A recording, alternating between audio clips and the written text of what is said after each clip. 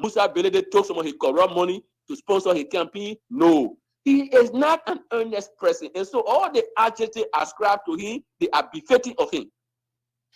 Anthony Jackson, last evening I listened to you on Freedom. Oh, brother. No, brother. You see, that's not sarcasm. Sarcasm is not a real word. You see, I passionately criticize him. You know, because, brother, let be concerned about our country's future. I mean, you were particular about his education and other personal things. So, yeah, I talk about his educational credential because what I've tried to point out to our people is the dishonesty. Okay. Dillon is a very cunning guy. You're claiming that he's dishonest, but he has won the admiration of many Liberians, and he was re-elected, as a matter of fact. The cunning attitude of this brother. You see, this brother here, he does not have a qualifying academic credential.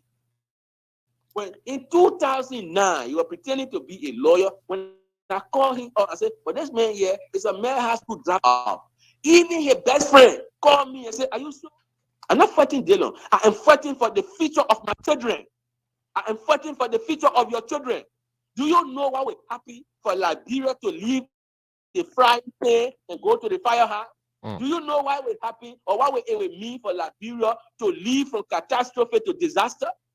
These guys who are hanging around, these clowns, these disco flunkies who are pretending to be something when they take leadership in our country, what we see will be worse. Brother, because the guys are morally bankrupt, they are morally bereft of any sense of decency. The man who will lie about a high school paper, brother, how can that man be authentic? Today, since 2009, the disco revolving around Dillon High School paper, he has not produced evidence of his paper. He has not produced an authentic wire certificate. And you say we should just leave it. What Liberia do we seek for if we are going to glorify people who are dishonest, people who will lie about things that are obvious and provable? What Liberia do we seek for our children? Your children, my children, they will look up to leaders who fake the high school paper, brother? Is that what you want? I like in it. 2000. I like it.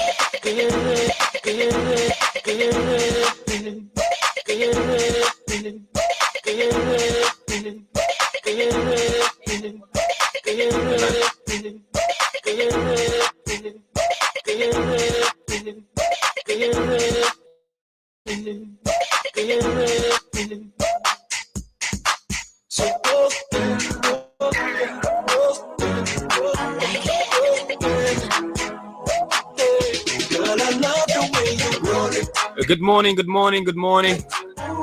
A pleasant good morning from the nation's capital, Monrovia. Welcome to another presentation of the Morning Breeze on ABC Radio 105.1. And today is Wednesday, the 12th of April, 2023. What a pleasant way. I'd like to welcome you to the program this morning. My name is Fidel, Saydee. And as usual, I'm here with my partner, Dennise Nimpson, and together we will ride you through this morning on the program. As always, there are so many things to talk about, things that concern the growth and development of our country, the improvement of our society,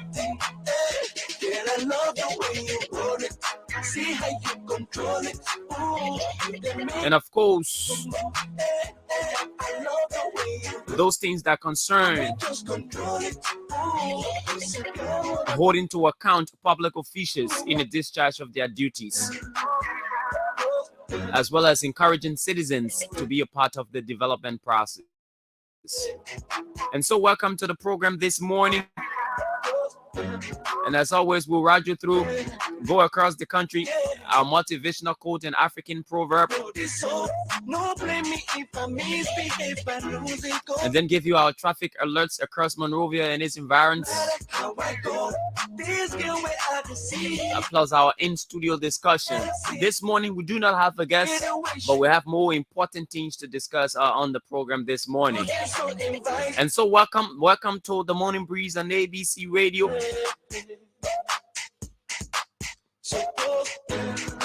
And the entire team is right here this morning. Good morning, Dennise. Good morning, Fidel. and it's good to be back on this Wednesday morning. How are you this morning? Well, I'm doing great. I don't know, for some reason, I don't have money. I am broke because people will say you get money, now why you happy? But for some reason, I feel elated this morning. Yeah, I feel very happy this morning. Yeah, in a broke state, by the way. Not because I get So money. you have to announce your broke state? No, I have to announce it because what time you say somebody say you happy, the first thing they start thinking about is that boy get plenty of money. I ain't got money, yeah. I just happy, yeah. I Something know. just makes me happy I this morning. know, and I'm also grateful to God this morning, and also my team will be taking on Madrid. Oh yes, in yes, we're the gonna beat UEFA them. Champions League tonight. and Dennise is a supporter of Chelsea, but for some reason I don't know what's wrong with your team, Dennise. What's happening to Chelsea? No, we are better. You are better. Even with Frank Lampard coming in as interim coach, you've already been defeated. The first game, boom, they beat him. Somebody say you need to change your team from Chelsea to different name. Maybe it No, will that's help. not defeat. We will overcome that. Oh, you will overcome. You've been overcoming how many weeks now? So you've sacked 2 coaches. Well, I hope you all the best. But I know I'm not a fan of Real Madrid. Okay. But I empathize with Real Madrid, and I love their style of football because when I started supporting Manchester United, that was the style of football they played. I mean, attack minded, and they always put their opponent on the defensive. That's the kind of team I love, and that's the team Real Madrid is. So sometimes when Madrid is playing, I have that little soft spot for them. I mean, yeah, I like to support them sometimes, but I hope you can defeat Madrid. Something that I see very difficult for Chelsea Which is tonight. not difficult to do. Okay. Now you're there. You say it's not difficult. Now you're there. But I know Real Madrid, the kind of football Real Madrid plays, should be a cause for concern for anybody who's going against that team. Yeah, I saw how they defeated Liverpool. I mean, the speed. Anyway, let's see what Chelsea can do. Maybe they will make England proud. I don't want to talk much, but Okay. we'll see the outcome of the game. All right, okay. Dennise keeping her card to her chest. But folks, welcome to the program, and of Yes. course, Champions League is tonight. Real Madrid versus Chelsea. And so our motivational quote for this morning says, "When one door of happiness closes, another opens. But often we look so long at the closed door that we do not see the one which has been opened for us." And that's our problem. That's our problem. We always look at negativity. We do not pay attention to the positive things that are happening in our lives. Yeah, every time, they do not look at the Google team. Even for being alive, that is positive And in it's nature. also with relationship. At times you have a breakup, and that guy, your heart is so much on him, and the other guy that is around, you're not even looking at him. You're not looking. He can't do this, he can't do that, but you're not identifying the things he has done. Yeah. All right. And in some instances, it's because you've seen somebody out there. That's why you making that guy who's there now to look like he's the baddest person in this it's in world. the era. Yeah, I gotta turn it around to make the person look like the baddest person. But forget to know that no politician, after winning election can go campaign again. That person when they campaigning. Yeah. So the motivational quote again, it says, "When one door of happiness closes, another opens. But often we look so long at the closed door that we do not see the one which has been opened for us." And it's Helen Keller. I love her quotes. I like it. Our African proverb says, "Do not call a dog with a whip in your hand." Do not call a dog with a whip in your hand, Dennise. Yeah, when you want to get something, Mhm. you have to, take your time around that. That's it. You cannot scare something away, and you want to claim that. You have doubt in your mind that this thing will happen. Then you think it will happen. After that doubt that you still creating in your mind, it doesn't work like that. So those are our motivational quote and African proverbs for this morning on the program. And as I see it, it promises to be a great program. Dennise, how is the traffic from the end you are from this morning? Okay, as of early in the morning, like before 7 a.m., you have the traffic floor, but when it's after 7, now you will start to experience from those from the ERWA from the AYN to town at the 540 area at 7. Yes, traffic congestion, and also at the Catholic Junction, you have the congestion of traffic, and also around the 20th Street. So with those intersections, if you are not at that area before 7, just know that you experience traffic. Yeah. You will stay in the traffic for a bit of time. If you Sure. have your private vehicle, the best you can do is get up early in the morning and beat the traffic to be in town. In case you don't have and you're using commercial vehicle to come, you just need to get on the road early. But I see some people have expressed security concerns, Dennise, that when you get on the road early, those boys that are on the roadside, sometimes they snatch your bags or they attack you for your phones and what have you. And so those are some of the security measures the state has to put in place to ensure that our people are safe. But to beat the traffic, of course, you have to get up early. To get to where you want to go, you have to get up early. That is a normal principle for us who get up early in the morning to come to do our job right here. We have to be here on time, whether you like it or not. You have to be here on time and do the job of the Liberian people. That is the commitment we've made, and that is the commitment we are going by. Okay, so we have to go across the country right now. Yes, before going across the country, we'd like to say happy birthday to Anthony Jeffan. Who celebrates his birthday today on this historical day in Liberia. In Liberia, April 12th, 1980. A historical day which we will look at this morning. But Anthony Jeffan, happy birthday to you. Like we did with Dennise and Famata, we dedicate this entire program to you. And I'm told somebody else is celebrating today. Is it today? But Anthony Jeffan, we wish you a happy, blessed birthday. Wish you all of the best out of what you've asked for in life. May the good old Lord grant them to you, because I know you got more than one wish. May the Almighty God grant that to you, and wish you all of the best, and keep being the kind of man you are. Very committed to your job, even though there was some infraction. Then it's not like me to talk this on the radio, but I like to talk it because a crew man, I can't hire anything. No, There was some infraction, but we appreciate the kind of contribution you make to ABC Radio, and I think that's worth commending. Again, happy birthday to you, Anthony Jeffan, and I think the rest of the broadcast on this station will be dedicated to you today. We wish you all the best. All right, and having said that, we need to go across the country right now and get in contact with our correspondents. And by the way, there are lots of things we are talking about this morning. We are talking about the April 12th, 1980 coup, retrospecting what went wrong and what were the reasons given, what lessons have we learned as a people to progress on a good path. Okay, so those are the things we'll be talking about, and we'll also be looking at this thing about the budget. The president has finally signed the budget after a delay. We'll tell you why the delay and what is in the envelope. Beginning next week, we will do a series on the budget to look at different line items in the budget, digest it, and explain it to you, the Liberian people, so you can have an appreciation of what the government, that is the legislature, the executive, and the judiciary, what they've put there for you, the Liberian people. Because at the end of the day, it's all about the revenue of our country being collected and used in the interest of the Liberian people. All right, so let's go across the country right now, get in contact with our guys, and get the program rolling this morning. I like it. I like it.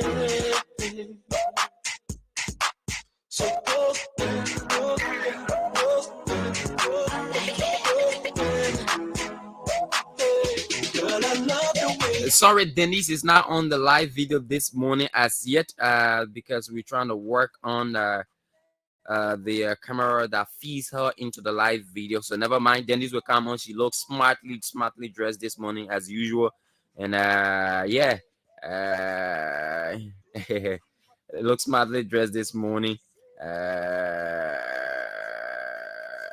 Okay, all right, so let's get in contact with our man Prince Wamplu from Grand Bassa County, and I like Prince Wamplu to always be the first. I don't know, for some reason I've gotten used to it. You can get Wamplu to be the first on the program, and I've gotten used to it so much that when I don't get him on, maybe because of his style of reportage and what have you, but I'm establishing contact with Prince Wamplu right now on the program, And let's see whether we can get Prince right now on the line from Grand Bassa County, where of course he said the superintendent, Janje Bakwe, as far as concerned, Janje Bakwe he ain't running again. So even though our man Prince has said there are lots of complexities involved in it, but let's get in contact with our man Prince Wamplo this morning from the port city of Buchanan. Good morning, Prince. Good morning, Fidel. Good morning to your co-host, and good morning to our many listeners. How is Buchanan City this morning? How is the weather like? Well, Buchanan is wet. The soil is wet this morning because last night there was a major downpour of rain up to this early morning hours, and so Buchanan is wet. But the sun is beginning to come up gradually, and we hope for a better weather.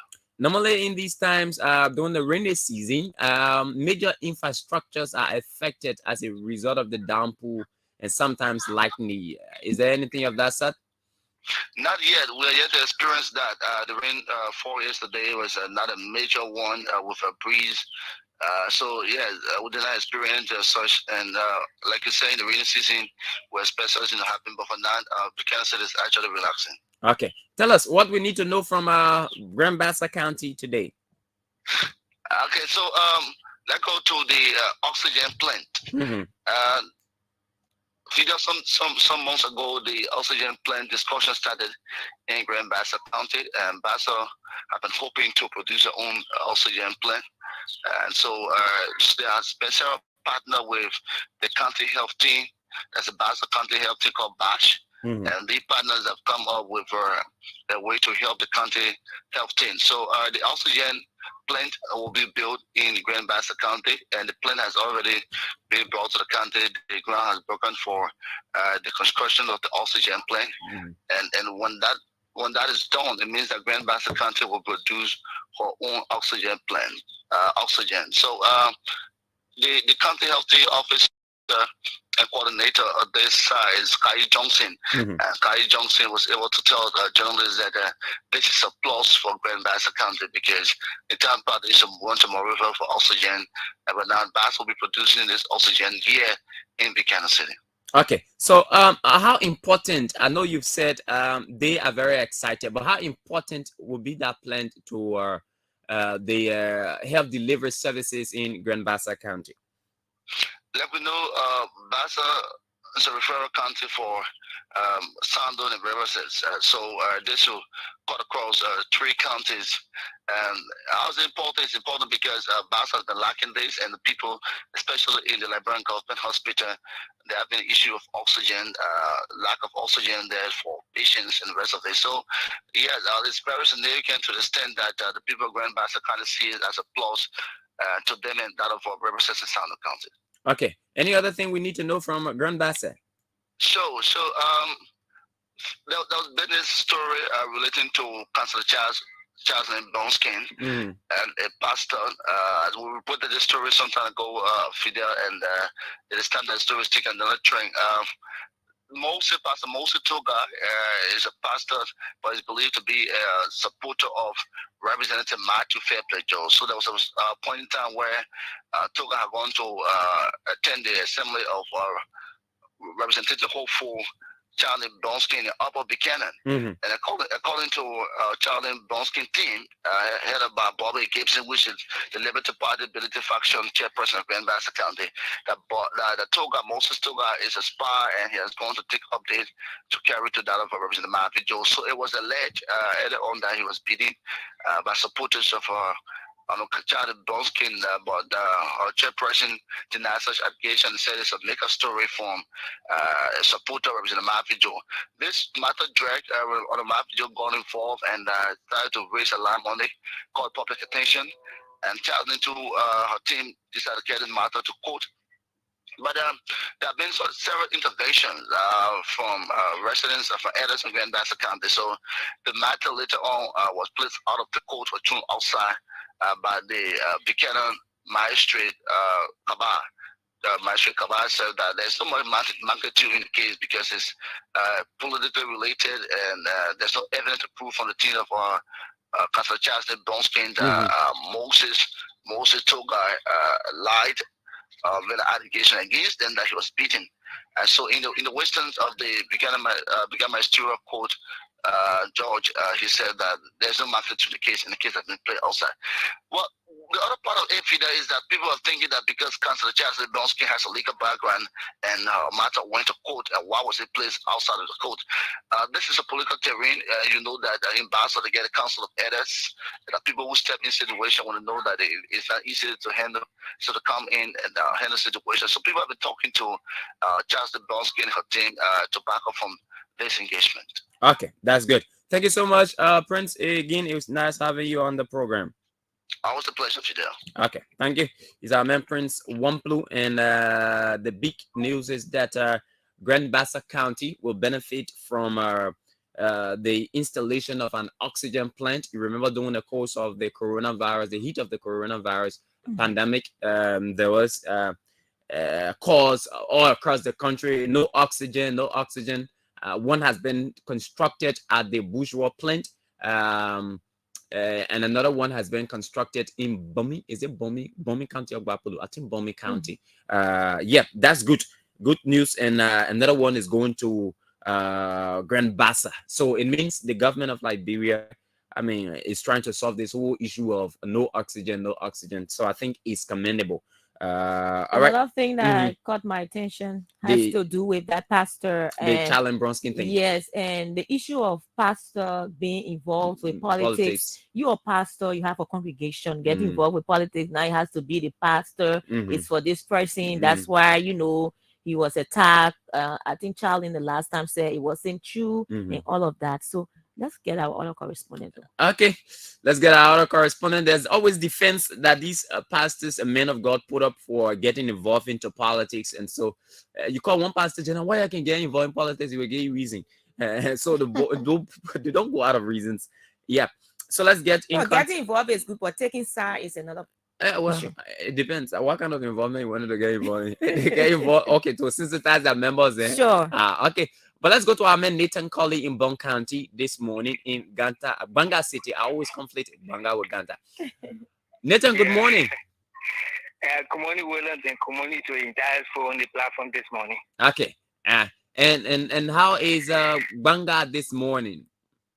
Well, Banga is not too bad, but we might be expecting rain very soon because we have a very bad weather. Okay, so it did not rain last night. It rained, but it was not much, but might expect rain anytime soon. Okay, that's good. All right, tell us what's obtaining in Grand Bassa. How is this senatorial contestant, aspirant who continues to make her way in Bong, Johnny Quay? How is he doing? He's doing well. All the weekend he had a program at the one of the district, Korea district, where listening to the endorsing to become the next in the Bong County, and has series of activities as well. Okay, so tell me, what's the trending issue in Bong? Okay, the Public Safety Division of the Liberia National Police is expected to have a 3-day national retreat in Banga.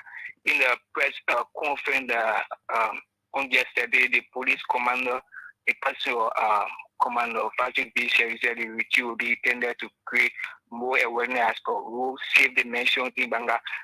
You may be aware that Bong County has been reported about series of accident cases ranking from last year, November to December.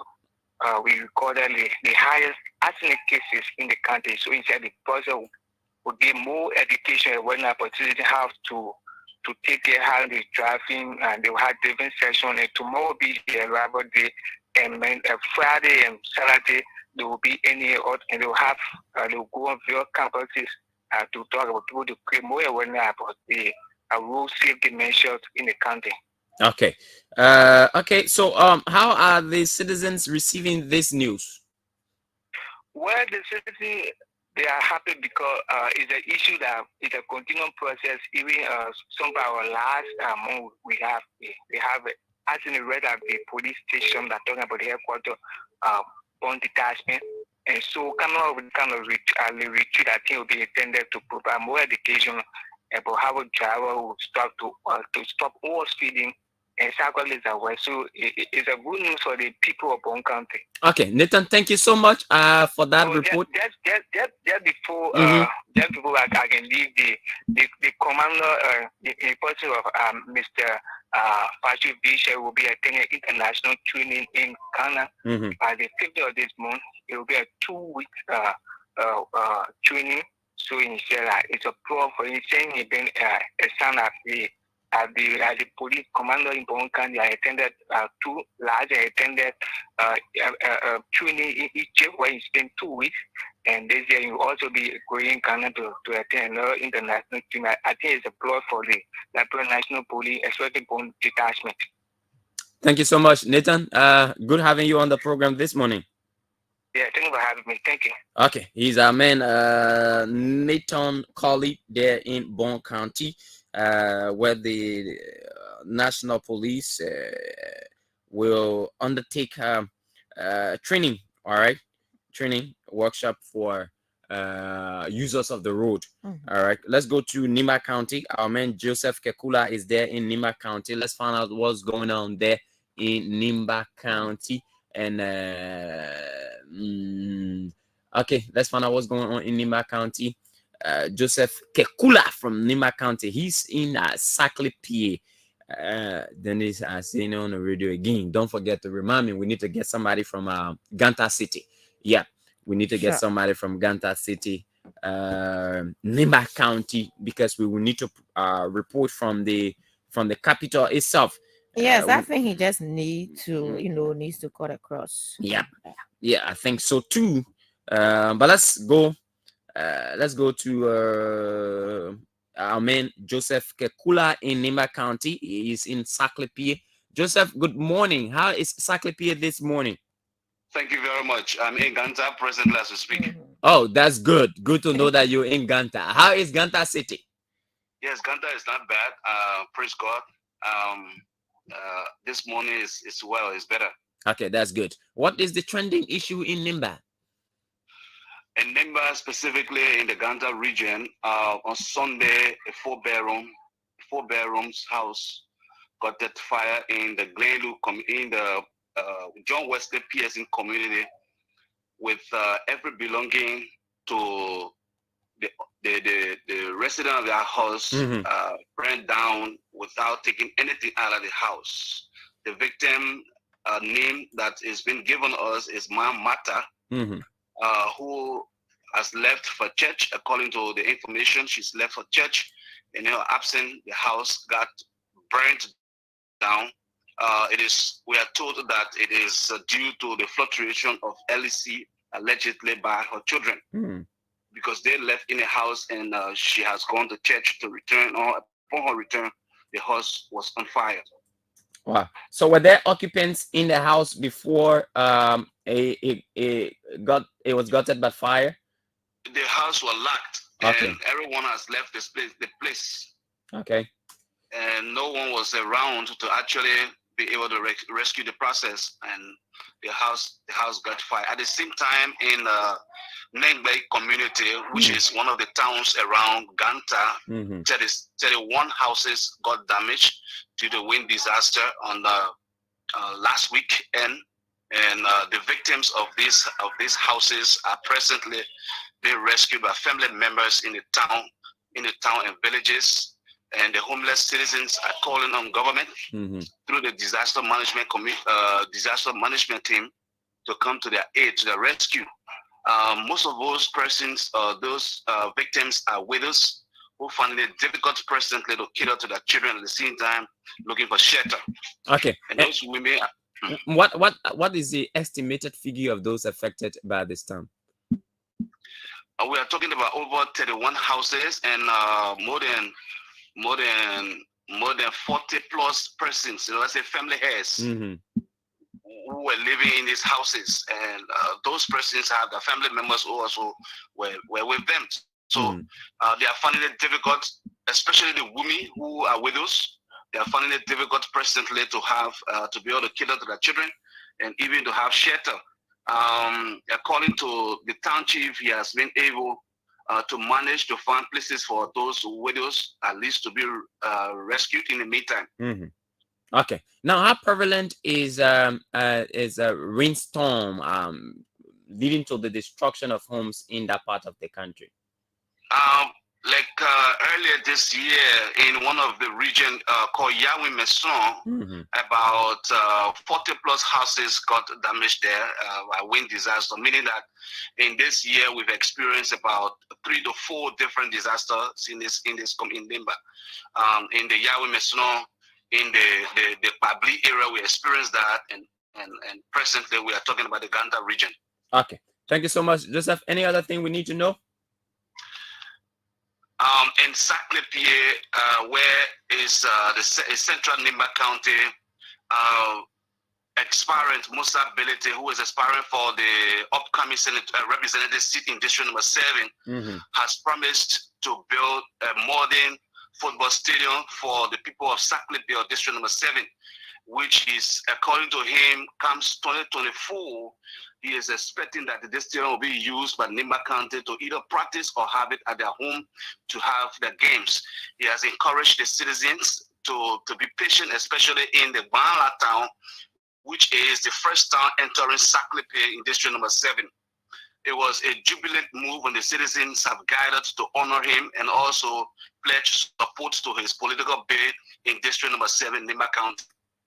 Okay, Joseph, thank you so much. 3 stories at 1 round. Thank you. Appreciate so much. And we'll keep you on the line until later tomorrow. Thank you very much, bro.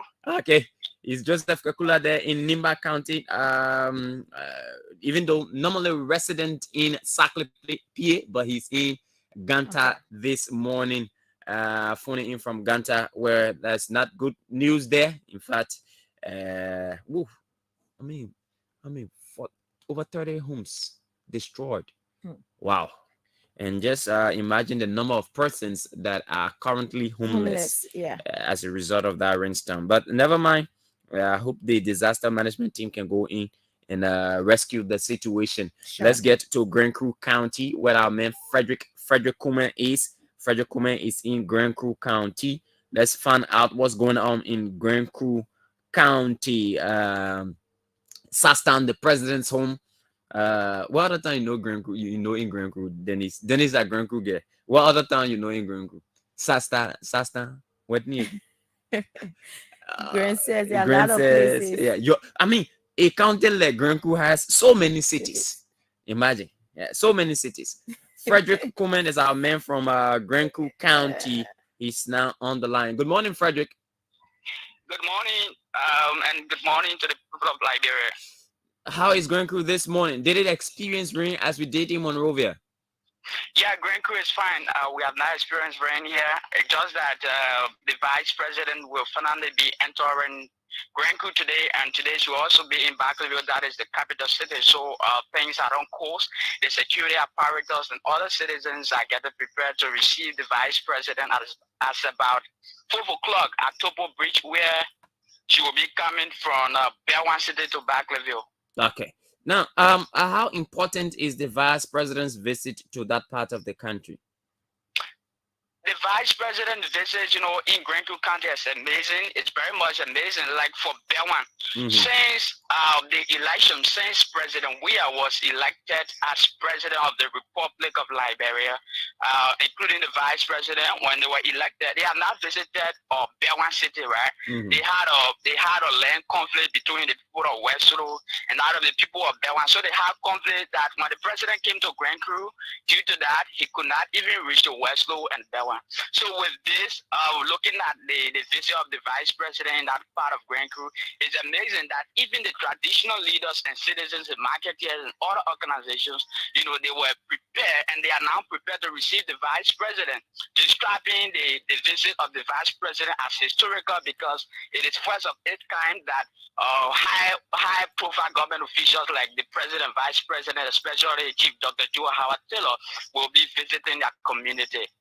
Now, let's look at the reason for her visit. Has there been any information gathered as to why she is going to Grand Cru at this time? Yeah, so for her visit in Grand Cru County, it's mainly to interact with the citizens of Grand Cru.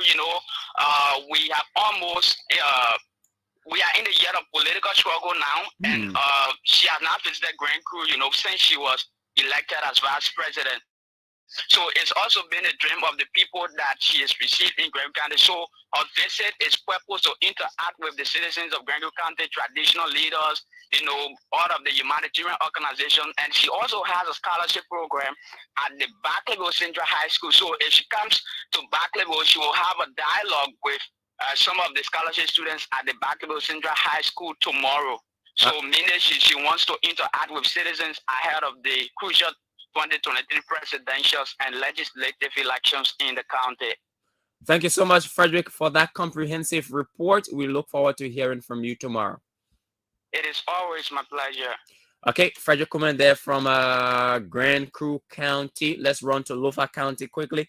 It's important that you get to know what's obtaining in other parts of Liberia. They say Monrovia is not Liberia. Samuel Bole is our man in Lofa County. Let's find out from him what's obtaining there. But we now know that the vice president of Liberia is expected in Grand Crew County. She will be interacting with citizens and as well visiting a terrain that was considered as a no-go zone because of the conflict amongst those people. But that appears to have been resolved now, and so the vice president will be in. So now let's go to Lofa County, where our man Samuel Bole is tightly seated and waiting for our call. Samuel, good morning. Yeah, good morning. Let me say good morning to our entire listener. Lofa is okay this morning. How is what is the weather like in the part of Lofa you are? Is it in Vonjama or in Zozo? Gola. I'm currently in Gola. Yeah, okay. And the weather is the weather is okay. Thing is moving on gradually in Copa City and Gola is a little bit precious. Did you experience rain on yesterday? Last night, to be specific. Yeah, last night we received a heavy downpour of rain where our farmers are now complaining. Some of them have not burned their farm, but every day in Lofa County, it had a rain. Okay. All right. Tell us, what's the trending issue in that part of the country? Yeah, well, when it comes to the phony activities, the sporting chair committee, headed by Monsaros, make some donation to the Wounded Referral Hospital in Lofa County, the William Hospital, which presented 2 drum of fuel to the administration of the William Hospital to hear the people when it comes to the ambulance use. According to him, they should disclose that even the patient is in stated limit to go for the patient had to provide a fuel. If the patient don't have the means to provide a fuel, it becomes serious constraint. And based on that, the 2 drum of fuel he donated will be used for the ambulance to exist. And receiving the attend, the administrator appreciated him much. Said, well, this is damaging, and matter of why as he been doing well for the people of Lofa County with no exception of the hospital. He appreciated and asked others to follow suit. Okay. Now, how significant is that donation to the hospital? Well, it is seriously a good gesture because if our patient was over happy, the other person said the other time when he called for the ambulance to pick him up, he was very unfortunate that he couldn't be able to have the fuel, the 2 gallon money because so for 1,000. We were asked to provide 2 gallons of fuel, and some of them said they had to check out the motorbike to carry them to the hospital, which becomes serious concern. But if he is given the 2 gallons of fuel for the ambulance, a matter of fact, that will even make it more now, where the patient would be transported to the hospital free of charge. Okay, thank you so much, Samuel. We have to leave it there. Samuel Bole is our man in Lofa County. Let's run to my Gibby quickly and speak with our man Walcott Kerry. To speak with who? Dennise, the Kakatonians and the Magibians. Yes. We need to speak with the Kakatonians and the Magibians in Magibby County right now, because our man Walcott Kerry is on the standby. I know he's impatient. The man has been expecting a call this morning. But let's go to Magibby County, Kakata City, to be specific, where our man Walcott Kerry is. Walcott, good morning and welcome to the Morning Breeze. It's a pleasant good morning to you and to all of our listeners of this finest frequency dial. How is the weather like? The weather for now, we have a very chill really cold weather in Magibi County, as last night we experienced a heavy downpour of rain, and even leaving some horses on roofs. But the weather condition is at 30 degrees Fahrenheit, and there is no tendency of rain, but we expecting sunshine this afternoon. Okay, that's good. You always in the noisy environment. It's like you have this nature for being in noisy places. Yeah, you know, the early bird catches the worm. As ABC Radio County correspondent, in the morning I wake up and visit various areas at least to check whether things are on course, and indeed things are on course in the county. That's good. Now, tell us what's the trending issue in Magibi. Well, over the weekend, the Minister of State, Blamo Wise, was in Kakata, Magibi County, and he was hosted by Dominic Kwimi, one of the Assistant Ministers for Planning and Research at the Ministry of Education, and he was hosted at his residence in the Wedenstown community in Kakata City, Magibi County. But prior to the coming of the Minister of State, Blamo Wise in Kakata was to engage with pastors from various churches in Magibi County, and his message was centered around encouraging them or calling upon them as religious leaders to see the reason to support the re-election of President George we are 2023 presidential bid to re-elect him. But by and large, most of the pastors who attended the meeting, of course, expressed disenchantment. They said because of the economic situation that is ongoing in the country, and they themselves as religious leaders are in the heat. That's why they are praying for the nation. But the president paid less attention to them. So for these reasons and a couple of other reasons best known to them, they said they will not support the president George Manewia presidential bid, and some of them says they will support President George Manewia presidential bid. So there was a controversy, pulling and pushing as to whether they will support President George Manewia presidential bid in the county. Okay, so there are mixed reactions regarding their support to the president. Now, exactly, and most of the officials appointed by the CDC-led administration in Magibi County, prior to owing to the fact of like Dominic Kwimi in the education sector, they described him, and even Magibians in the county describe him as one of those greedy and mean ministers who have ascended into such position, but is not coming back to give back. And that of the like of Gabriel Washington, also in the education sector, and even the Minister of Education, Professor Ansu Dawsoni, hailing from Magibi County, is not also giving back to Magibians, but rather in the county as if he doesn't know anybody. And now this is the time they come in to support the president bid, calling on them. And even our superintendent also is in the soup, making the water dirty for them to eat. So they said with all of these factors, they will not support President George Manewia presidential bid, but rather choose somebody from the angle of the religious circle for God to destine to lead Liberia to the land of Canaan. Now, I did not get the last part of the reasons why they will not support the president. I heard something about dirty water and some, I don't know. What were you saying?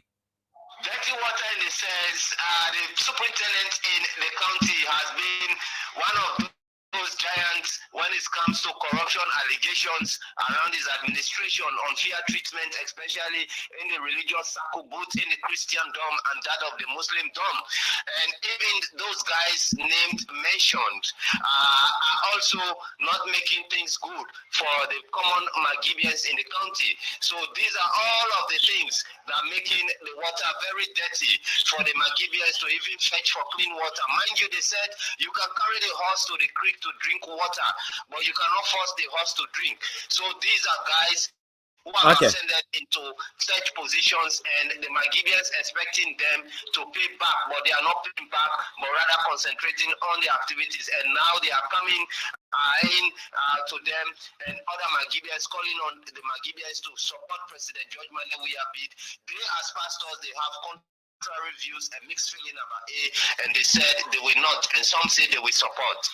Okay, thank you so much, Walker Kerry. We have to leave it at that. Time is not our friend. Thank you so much.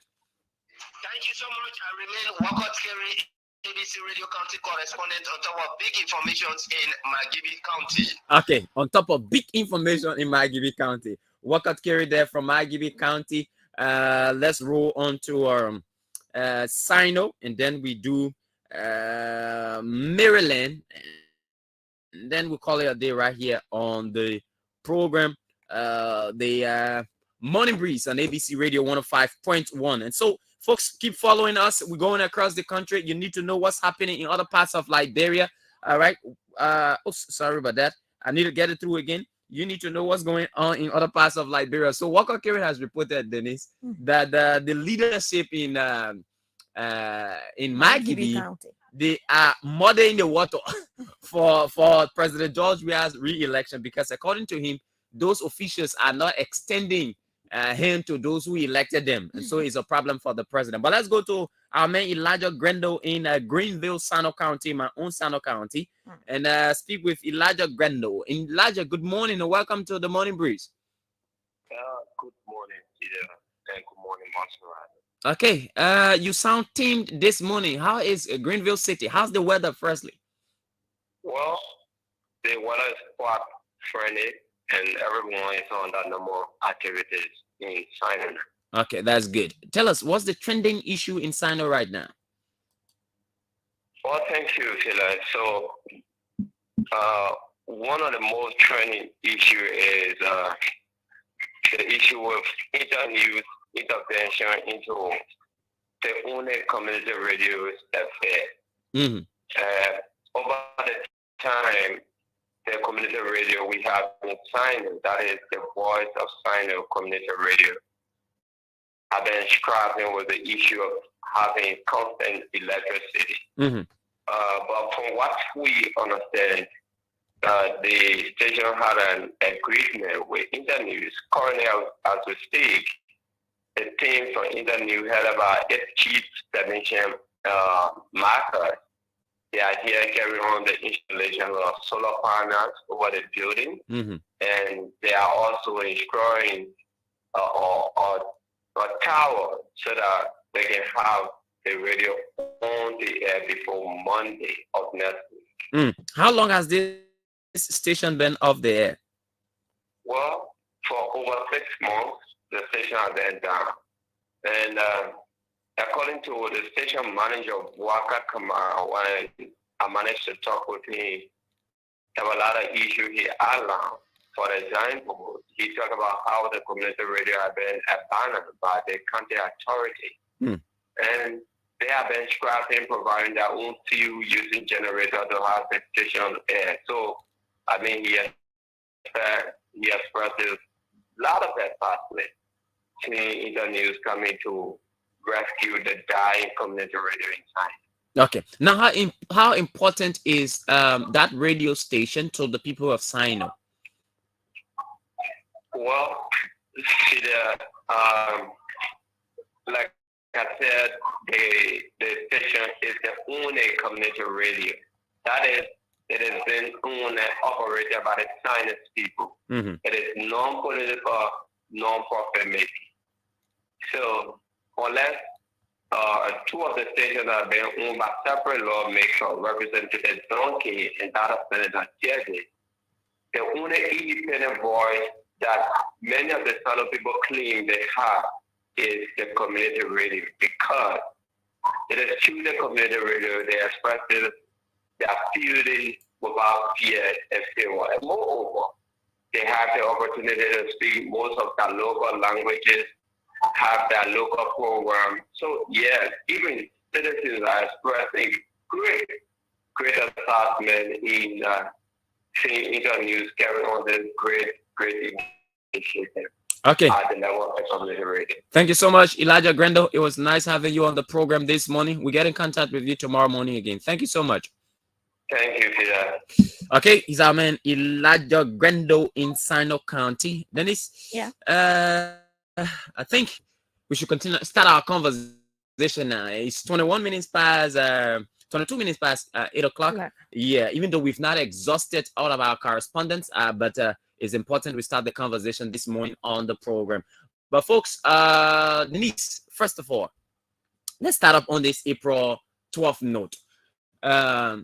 Folks, as if you are a student of history or you pass through the walls of high school, of course, you should know what April 12th means to Liberia. Uh, Dennise, let's look back in history. April 12th. What exactly do you know about April 12th? And what lessons can we learn from April 12th?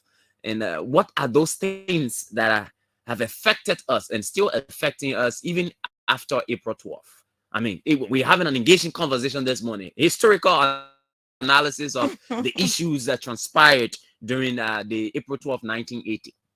okay, so I would have loved for you to start a conversation, but yes, I go ahead. And we all know that it is bitter past, and it is a historical event in Liberia that we all can always talk about and remember because of what happened in April 12th, or on April 12th, 1980. And as it is today in Liberia, and many years back, we continue to retrospect whether the reason why those things happen, and where are we now as a country as it relates to our peace, our security, reconciliation, and all of that.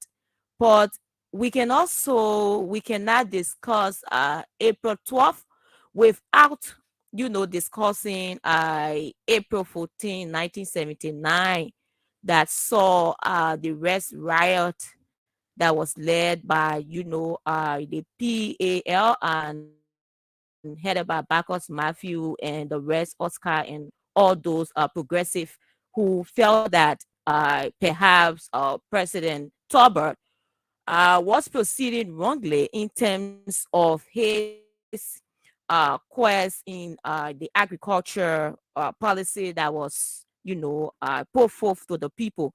So the issue about April 12th today in history, like I said, it cannot be discussed without the rest riot.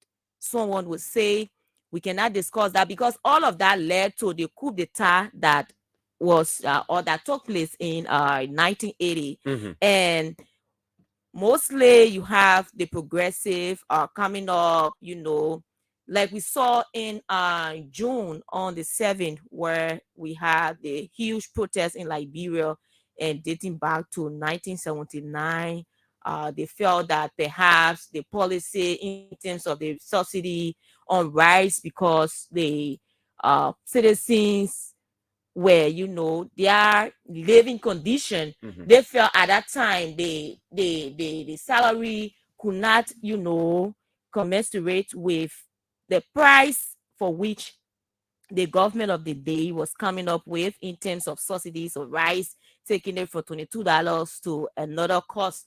So with the organization of the Bacchus Matthew and that pressure group that saw, no, it is a need that we talk about this because the ordinary people cannot afford, and that is not fair for our people, and the government is just after their own benefit, not looking at perhaps what the government was projecting. They felt that perhaps President Toba by then and the agriculture minister, I think at that time, maybe had their own personal issues that they wanted to benefit from. So they felt that, yes, we have to speak up. And we all know that the whole situation, 1979, went out of control.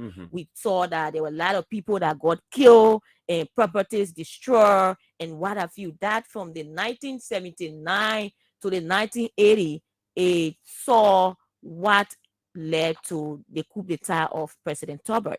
So, before talking about this April 12th, President Tolbert, if you dating back to history, you realize that despite all of those complaints from the citizens, he had several good policy, many policies, you know, and that can be attributed to him. A lot of good things that he did for the country, a lot of, you know, policy, a lot of reforms and connections with the diplomatic relations and all of that. So the issue of our history today, we begin to ask the question, he was overthrown because of corruption, nepotism, and all of that, you know. But today, are those things not existing in our country? He was killed because of that, because some people feel that there were rampant corruption in government, nepotism, and the government wasn't after the well-being of, you know, the citizens. So that military coup d'etat took place. But today, the reason why we went into that bloody past and that led to a series of you know, situation resulting to the civil war and all of that, today we continue to experience that. Today we still talk about the issue of corruption in our society, nepotism, and all of those situations for which that coup was orchestrated. Our society continue to remain the same.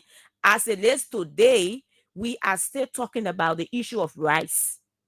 Rice in our country, people are still talking about importation of rice. Rice are still being imported in Liberia, you know, and all of these situations. So it brings to mind, what was the essence of the coup? Many as a country, the need to rethink and do things should be what people should be after.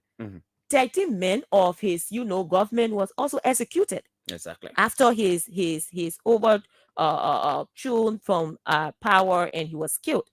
Those 13 men. What has it done to our country? Someone might argue, yes, it brought reform, it brought changes, the civil war, all of that. But I will tell you, those things that we fought for, that they fought for, or the progressive fought for in terms of from West Riot to the coup d'etat with Samuel K. Doe and all of that, today we continue to experience corruption. We continue to talk about corruption. Past and present government has talked about fighting corruption. The Ellen-led government, the We-are-led government, and we continue to see that little has been done about that in terms of fighting corruption. So these things continue to persist, Fidel. There's no changes at all. Corruption, we see nepotism, we see it in government, we see people, you know, being indicted for corruption, people have been alleged, until now it is rampant. Yeah. It's rampant. Thank you so much, Dennise. Dennise has given us an historical perspective of what transpired even before the April 12, 1980 coup d'etat, which are very accurate according to what the history lessons have taught us. And I believe that we as a country have a fundamental problem. Sure. And that problem stems from decisions that we made in the past regarding the governance of our country. Even though history told us or has told us that the 1980 coup was as a result of what many considered then as repression of indigenous people, which I don't want to go so deep into, because I think we are at the stage where we've reconciled our differences and we've taken a different route. But the thing is, some of the reasons provided for the coup d'etat in 1980 are so prevalent in our society today as opposed to how it was many years ago. And the reason is because our people have not come to terms with the reasons why they are placed into public positions. And it has happened time and time again. It is not a George Weah thing. It was not an Ellen Johnson Sirleaf thing. It was not a Charles Taylor thing. It has been a part of our national psyche that the pillaging of our country's resources and the abuse of power, the violation of our laws, and the tendency of public officials to engage into acts of nepotism and, and segregation has lived with us for a very long time. And it continues to stay with us. It has destroyed the fabric of our society, Dennise, and it's one of the reasons why we have a ailment in the governance of our country. Are we not seeing nepotism today? Was it not visible in the Ellen Johnson Sirleaf administration? Is it not visible in the George Weah administration? I mean, those events, while we killed 13 men, those things are still rearing us in the eyes. And we've not come to terms with the fact that we need to get away from this. That is the major reason why our country is like this. And like people normally say, maybe the people that will kill their curse on us. The intent of the coup, according to the coup plotters and the executors of the coup, was to ensure that all of those vices that led to them being stopped upon, that led to their rights being trampled upon, was the reason why they killed Tolbert. What lessons have we learned? Absolutely nothing. We said the reason why we experienced this thing, the one-party state, was because a certain group of Liberians were in power. Agree. Look, the suppressive state that our people went under during the 3-week party, leadership in our country, that long gap of political dominance in our country that led to the trampling on the rights of our people. It was uncalled for, very uncalled for, and that may have led to their anger. Howbeit, that could not stay any legitimate ground in any governance space. That could not. And maybe we need to start having conversation with people like Kamine Wise and those who were around during that time. I mean, to have their perspective on what it is. Florence Chinawave, who is the current minister, is she still the current? No, she's not. She's a past, agricultural minister, right? Sure. She was here in the Ellen regime. Yeah. And there are lots of news about how she conducted the affairs of the Ministry of Agriculture. Now, those same people were around. They still exist. They're still around. Now, if we look at the perspective from which they killed those people, we will understand that we still have a recurrence of what happened in the past and those things that led to the reasons why those people were killed. Have we learned lessons? I don't think so. Because if we had learned our lessons, we wouldn't have the degree of corruption that we have in our country today. Sure. That existed under former President Ellen Johnson Sirleaf, that existed under Taylor, that existed under the late Judy Bryant, and that is existing under President George Weah. Wouldn't have that. So the whole thing about that whole April 12th, I know people will say, some people will say it was necessary, but I think it was unnecessary. It did not serve the general purpose of the Liberian people. Exactly. Because it was an action that was done under the guise of the liberation of the Liberian people. Are we liberated today? No. Even though you can make political decisions, you can go to the polls, you can elect whoever you want to elect, but we still have vices of nepotism. We still have, semblance of corruption. We still have semblance of bad governance. And if anything, it is even more now. Because now we say we live under a regime or under a system that allows the peaceful coexistence of Liberia, the individual to make decisions on who they want to support, but we still see that suppressive style of governance in our country. So clearly, we have not learned our lessons. We are still under the shadows of what existed before 1980, where people were still suffering because they say development was not reaching to the hinterland, and people who were in Monrovia, they were not even experiencing development. The issue of governance was only in the hands of a few people. What do we have now? We continue to see a circulation of those who existed 10 years ago in political space. They are still here. Yeah. And these are the same people who are oppressing the people. Look, let me tell you, maybe there's a different style of repression now. The style of oppression that existed a few years ago was, you can't take part in our governance process because you belong to this group of people. So that was oppression. This style of oppression is you cannot get a piece of the national cake. The revenue that is collected, the monies that are streamlined in the budget, and those who the budget will affect, they are not being positively affected by the budget. Dennise, haven't you heard of complaints of lack of drugs in public health facilities? Haven't you heard about, sick people being rejected as a result of no bed in these public health facilities? Haven't we heard about treatable diseases, people dying from treatable ailments in our country as a result of lack of quality health delivery service? That is a form of oppression. That is a form of oppression. Our schools, public schools, we still hear news of people not having chairs to sit on. That is a form of oppression. People are being denied quality education. That is a form of oppression. When people cannot find their way to go to the clinic to receive quality health care, that is a form of oppression. So it does not have to even come from the end of politics, but basic social services, the delivery of clean and safe drinking water, the delivery of reliable energy to the people, electricity. That is a form of oppression. So we still see an existence of these things happening in our country today, which makes it even irrelevant for those people who killed 13 individuals in broad daylight to have done what they did.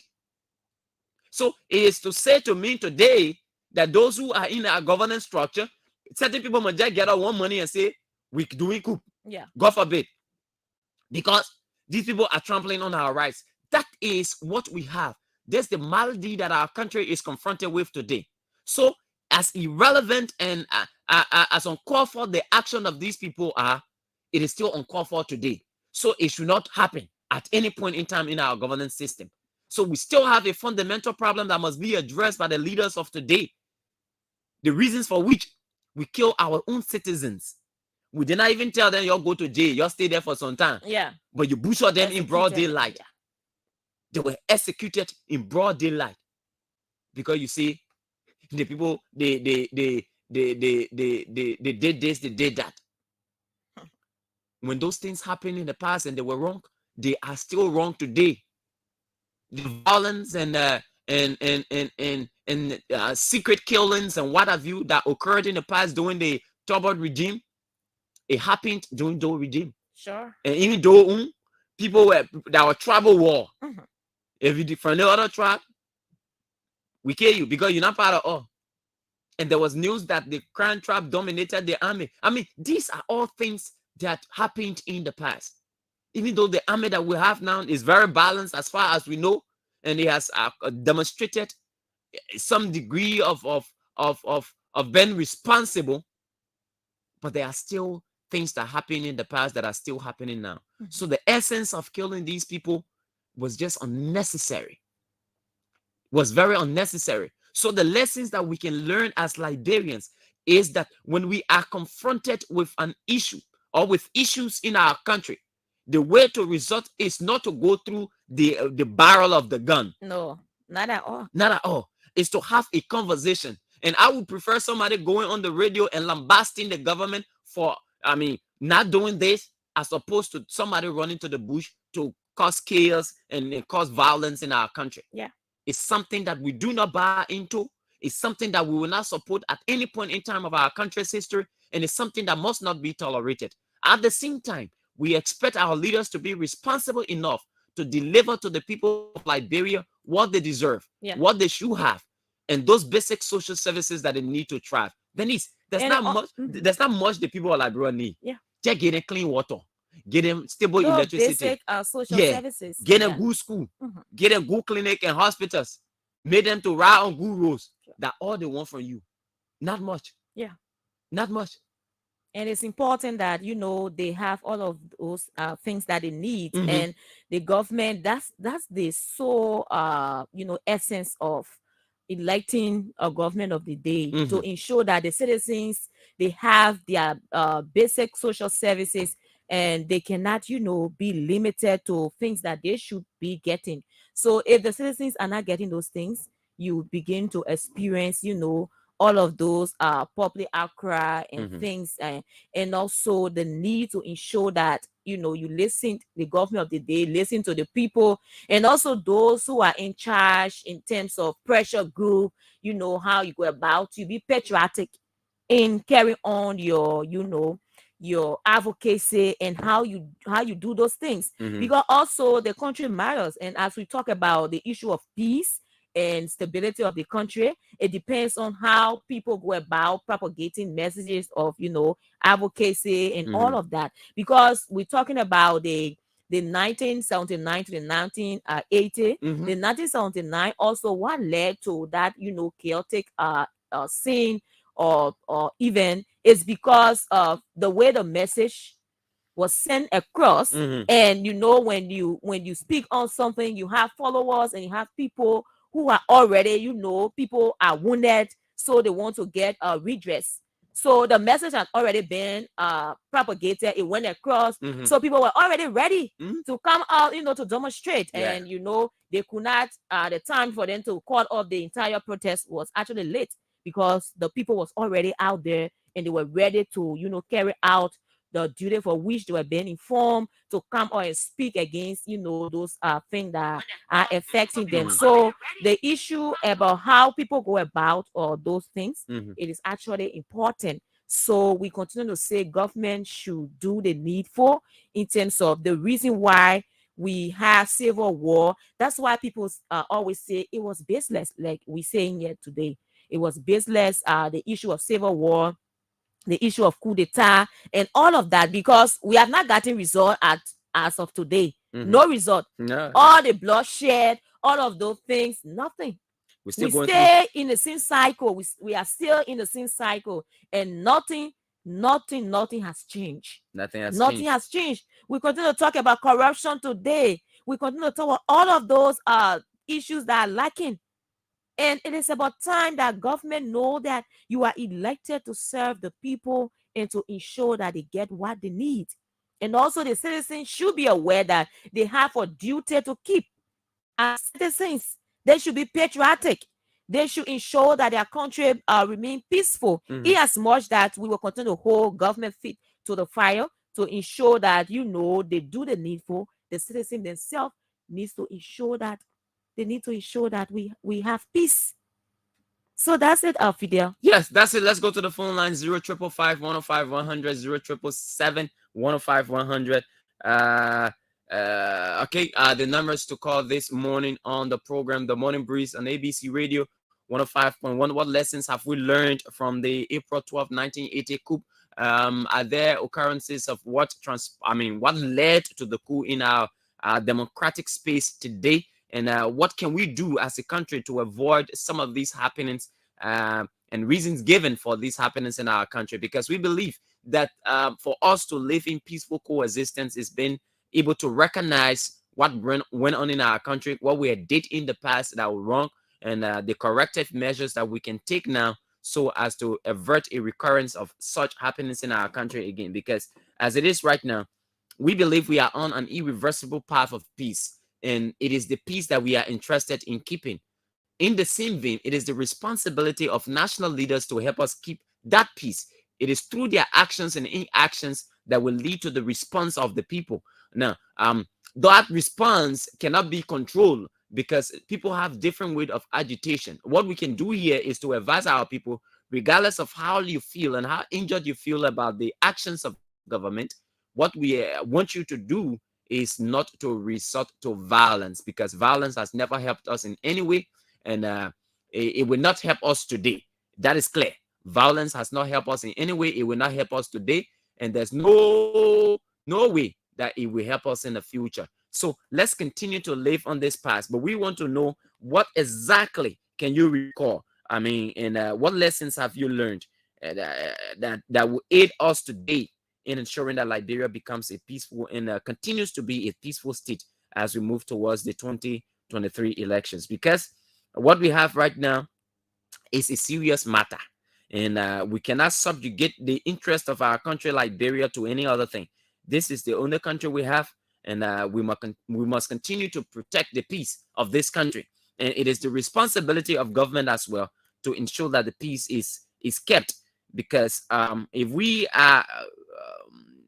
are trending in violence and all this thing about noise across the country, we will not be able to live in a country of peace. All right, 0777 105 100 0555 105 100 are the numbers to call to be a part of the program, The Money Breeze, on ABC Radio 105.1, and on the program this morning. And we're trying to get in contact with someone who's considered as one of the progressives to give us, a clear idea of what went on in 1980, some of the events that occasioned the 1980 coup d'etat, which remains a bad memory in our country's history. A lot of things went on prior to that, and those things are still existent today. And we can only say that the government must begin now to take steps that will avert people from even having the thought of bringing to existence what transpired in 1980, because a responsible government would ensure that the quality services, basic social services, are provided to their people. We have the we have the national budget now. It has been signed by the president after several delays. But what is in this instrument? These are important things. Budget in the past have not actually helped the people of Liberia. It has not. And those are some of the agitations that we have. We have people protesting at various ministries and agencies for delay in salary. These are things that happened in the past. So we are saying that the government of Liberia has a responsibility to the people. Insofar that we want the people of Liberia to conduct themselves in a responsible manner, it must first begin with the national leaders. It doesn't make sense that after you killed 13 people on the pool because you said they were corrupt, you said they were involved into perpetuating the sorrow of the Liberian people, after killing 13 people on the pool, after killing a sitting president, we still have a recurrence of what happened in the past and the reasons that we're giving for the killing of those presidents. And pretty tell me, the thing. So it's heartbreaking, but it's funny again. You say you kill a rat for stealing cheese, but yet you are grooming rats that will, potentially steal cheese in the future. That is the real problem that we have at hand. So we're trying to establish contact with Deacon Kala, who has been around for a while now, and let's hear his perspective of the 1980 coup, and maybe he can tell us what transpired, even leading to the 1980 coup, giving his perspective on the 1979 rice riot. Okay. Hello. Good morning, Mr. Kala. Good morning. How are you? We're doing great. It's nice having you on the Morning Breeze on ABC Radio 105.1. Thank you. And we are taking a retrospective look at the events that transpired during the 1980 coup, and events that led to the 1980 coup, as a matter of fact, beginning with the 1979 rice riot. Can you give us your perspective on the 1979 rice riot, firstly? As a progressive, yeah.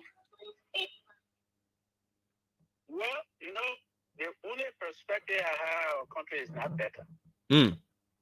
No, our country is not better. We, those of us who were in our very early 20s, we thought our country would have been better today. Mm-hmm. The only thing I'm hoping for is that you should go and register. Register. Mm-hmm. Yeah. No, we try everything in our country to make our country stand up. Mm-hmm. We're having difficulty to stand up. That's all I gotta say. No, but it's important that you explain to our listeners, at least briefly, give a picture of what why happened, of some of those events. The picture that I have, the coup took place April 12th, today. Mm-hmm. Coup took place. We formed a government thinking that we'll restructure our country so that we'll move forward. Mm. We're not moving forward. We're not. We're stumbling along the way. You know, and it made me feel sad. We are hear people talk about, oh, they executed people. That's true. We executed 30 people. So why did you execute those 30 people? You had a program. Why didn't you follow the program? We didn't follow the program. In a revolutionary situation, when you execute people, you take people's lives, then you got to stick to it. You got to do it. You got to fix it. The education, the food production process. You got to follow with that program. That's what you're supposed to do. You got to fix the roads. You got to fix the roads. Eh? We didn't build. We didn't invest in our place. So all kind of fake things happening in this place. You get up every day. You say, okay, tomorrow will be better. We've been saying that since 1980, that tomorrow will be better. I don't see it. I don't see it. So where do you think this problem is coming from? My friend, it's not where the problem coming from. You're supposed to go and register to vote. That's what you're supposed to do. So that when somebody wins, all of us are certified. Is it an indication that you are not satisfied with the 2017? I'm not happy with the state of our country. I'm not happy. The state of our country? No, I'm not happy. Why are we not, since 1980, we not make all kinds of changes? Somebody want to talk about Joy we are today? No, I don't think Joy we are the problem. That problem started in 1980. It's 44 years today. Yeah. You pray, you pushing the burden on George Weah. But take from 40 years again, 40 years, 40, we'll be struggling to put our country together. We're having difficulties. But it appears that the call for people to turn out to register is to effect a change in the current governance structure. All be comfortable with. In fact, when George Weah won 2017, he won with 61% of the country's electorate. That's good. That was a good beginning, 61%. So it longer is not working. So we got to try again. We will do the election thing. We will do it over and over and again, so that somebody will say, this is what we have to do. George Weah know the mandate on which he was elected. He knows. All the people around President Weah, they know what the public elected them for. They elected them for clean government, for integrity, for credibility. That's what they elected them for. And it appears you've been very indulgent of what's transpiring in the country, courtesy of your silence over the period of time. I didn't get that. I said it appears that you've been very indulgent of the activities of the government, the fact that you've been very quiet, you've been a vocal person. My friend, we had an election. We didn't perform. That's what we did.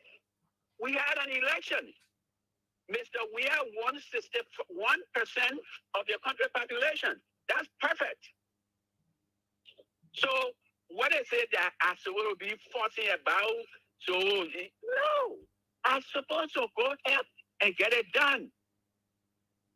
But the president is the lead. President Weah took the lead.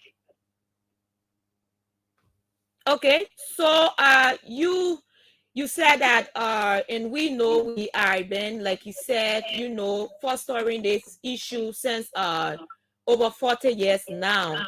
And you also said that the president cannot be blamed because this is something that has been in existence for over 40 years. No. I didn't say that. I said 40 years. Yeah. 1980. Yeah. This one, 2023. That's heck of a long time, Tiggy. That's what I said. So that's what I'm saying. Changing him, what is it that we need to do as a country? That's the question I want to ask. Change our attitude smells. That's what we got to do. So do you think by changing the president is, do you think that changing presidents will be the solution? Until it works. We have election. We should have election until it works. This one not working. A president we have say, I'm going for second term. He committed to change. He committed to positivity. He committed to social change. He committed to economic change. He committed to political change. So people who will see him, who will like him, they mean they like the program he put in forth. Okay. So before we take leave of you, I'd like to know, where were you April 12th? I was in prison. April 12th, I was in prison. Okay. Following the riot? After the riot, I went to prison. During the months, year or so, I went back to prison. That's what I was doing. Okay. I was organizing. That's all I know to do. We got to fix this split. I don't care who comes, whether president, wherever, we got to fix our country. We got to fix our country. So the reason I asked the other question initially regarding your silence is because you have a history of being advocating for social rights of the people, and since the ascendancy of President Weah, you've not spoken on a lot of issues, which in my mind is to some extent indulging of what's happening in the country. Don't you feel that? I didn't get your question. You're far away from the microphone. Okay, I am saying you have a history of advocating for social justice. One of the reasons why you were always in the post-stacket. Since the ascendancy of President Weah, you've been very quiet, which in my mind could be interpreted as an indulgence of what he's doing as president. No, it's not. It's not. It's to work with other people so that we can form a compromise, so we can get a consensus on where to go. You see, to fix our country, build our country, we got to work with other people. Okay. I was sitting to my house one day, and Mr. Koji, he came say, what you doing? I said, I'm still here. I got nothing to do. Here come and join City Hall. I joined City Hall staff. I work for City Hall. You can't say we okay in Monrovia looking like this. I've been in the town since 1962. I grew up here. Monrovia got to be better. So I can't say the mayor of the city of Monrovia invite me to join hands with him and I go fool around. But it didn't work. I got the Mr. Weah nominated me to go to Governor's Commission. I went to Governor's Commission to talk about laying out a program. We got to get committed to a program. Fixing Liberia is not money alone. It costs 101 things to fix our country. It's understanding, is taking from each other to agree on something or a particular formula. That's what we're supposed to do to get a country. If, say, for example, right now you're talking election, you got to agree on the election rules. The voting process must be guided. It must be guided. You can't just get it and say, I'm going to vote, or when people finish voting, 1927, we started talking about voting. 1927. You said there are 50,000 people registered to vote. When it came over 250,000, something crazy like that. Where the other vote came from? And you think people should be happy? You really think people should be happy? 50,000 people vote. That was our voter roll. Today, let's construct a new voter roll that we'll all be comfortable with. That's what we're supposed to do today. We need a voter roll that when the people come to the election commission, when you go to your county, whether you come from where, go and vote. If I'm not happy, or if I'm happy, I should go and vote again, go and confirm that this is where to go. I vote every time. I will vote until I get to my grave because that's the way to go. Okay. That's the way to go. You get it, you shoot somebody, and we must be able to come together and say, voter, it's time to vote. How come the people that are doing the counting how many of us live here? How come we can't do that one straight? Okay, so I've listened to you. You stress the issue of voting, going to vote to change, leadership. Then why you people, went in protest instead of, waiting to go to the polls? Why you talking about 90? Yes. They set the election for 1983. Mm-hmm. 1983 was the year of election. Yeah.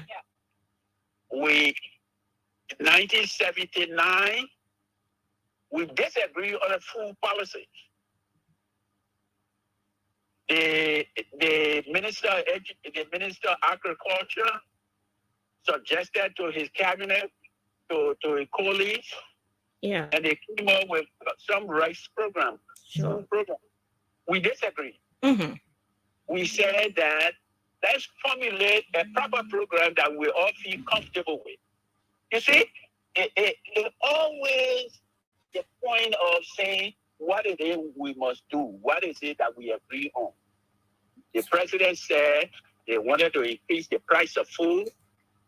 We said, what is the price that you want? So say $30, say $22, say this. We say, okay, let's have a meeting. The president said, okay, we'll have a meeting March 25th. March 25th, 1979. So we went to meet the president. The president said a decision has not been reached. I'm talking about March 25th, 1979. Yes, I'm following. All right. So I said, okay. He said, but by April 1, we will have concluded. Gabriel, Barker, Matthew, and I went to see the president April 1. He said to us, the Ashika, I know your pa. Barker, your pa, and myself entered the House of the Representative 1944. I know your pa very well. So you're considering in my office. And we went in your office. He said the people that eat voting rights, they got to make a profit. Say, for president, that's what we're talking about, that people got to make profit. Can we find a way to produce food, to produce rights? He said, well, we haven't reached a decision. Say, Mr. President, you're not doing right. You're not going right. He said, what is it that we need? We said, Mr. President, let's lay out a rice policy, a food policy. It will increase the food we're talking about. It will bring employment. It will do a number of things. That one position. That one position, it will reach number of options. Mm-hmm. And the president didn't, he didn't think, because there were people that said they were importing food here. And they were the president's friends. Some of them were the president's relatives. So we left the president's office and we decided we'll go ahead and make a public appeal. That way the demonstration basically comes from the public appeal so that people can participate in our decision making. It looked like it didn't work out. It didn't work out.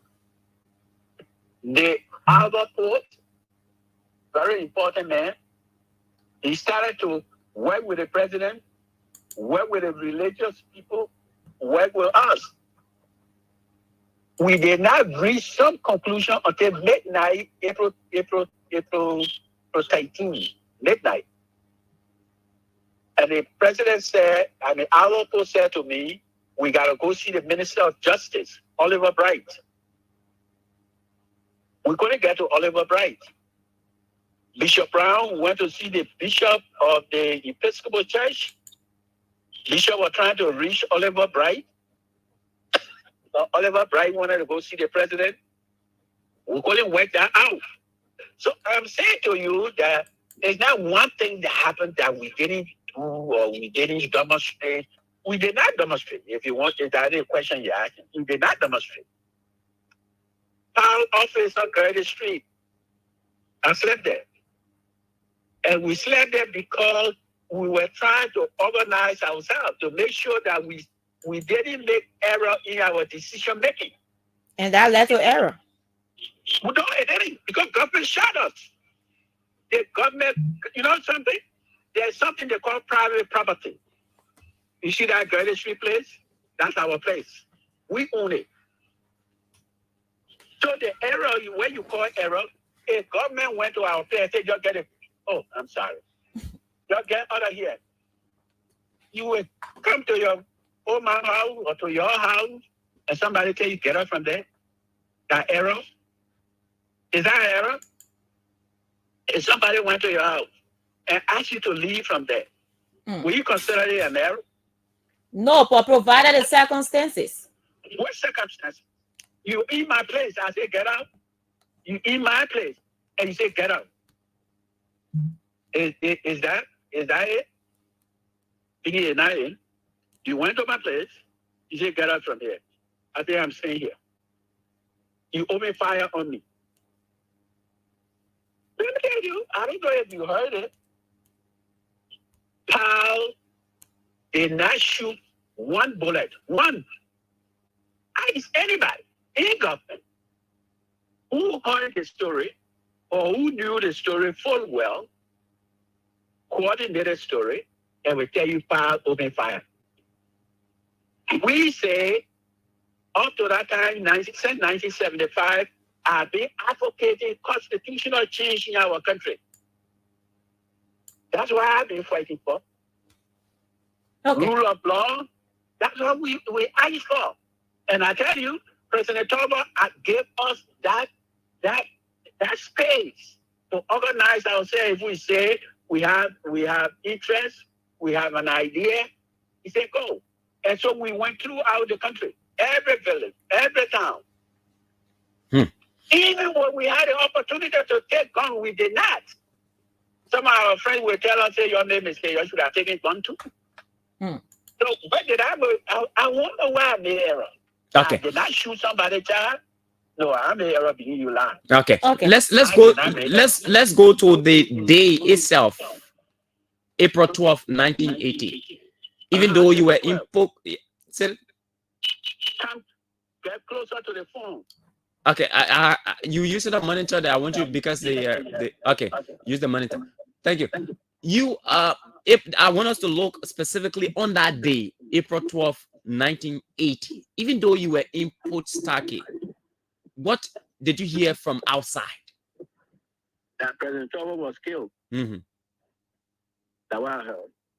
Through the windows, some soldier, a brother was in prison with us, and he came to the window and said, "Oh, it will not kill President Trump." That's what I heard. Did you blame yourself? I blame myself. I'm sitting my butt in prison, being tortured every day. I blame myself. Let's stop. Don't do that. I blame myself. I blame myself for asking for change? Is that why I would blame myself? You crazy? Okay. The events that led to April 12th, did you at any point in time while in Port Starkey have the idea that it could have occurred? Say that again. I said, though you were in Port Starkey, but with the events that occasioned April 12th, did it show any sign to you that there would have been some kind of coup along the way? When I was in Port Starkey, whether coup on the way? Mm-hmm. Whether you had any idea, whether you saw signs. You've been in the political space for long then. Yeah, but we were still organizing while we were in prison, yes. We were still organizing, but that coup will come at that time. You know, the government was regional. Don't forget the army, the police. We thought the government was in control, even though the control was fake.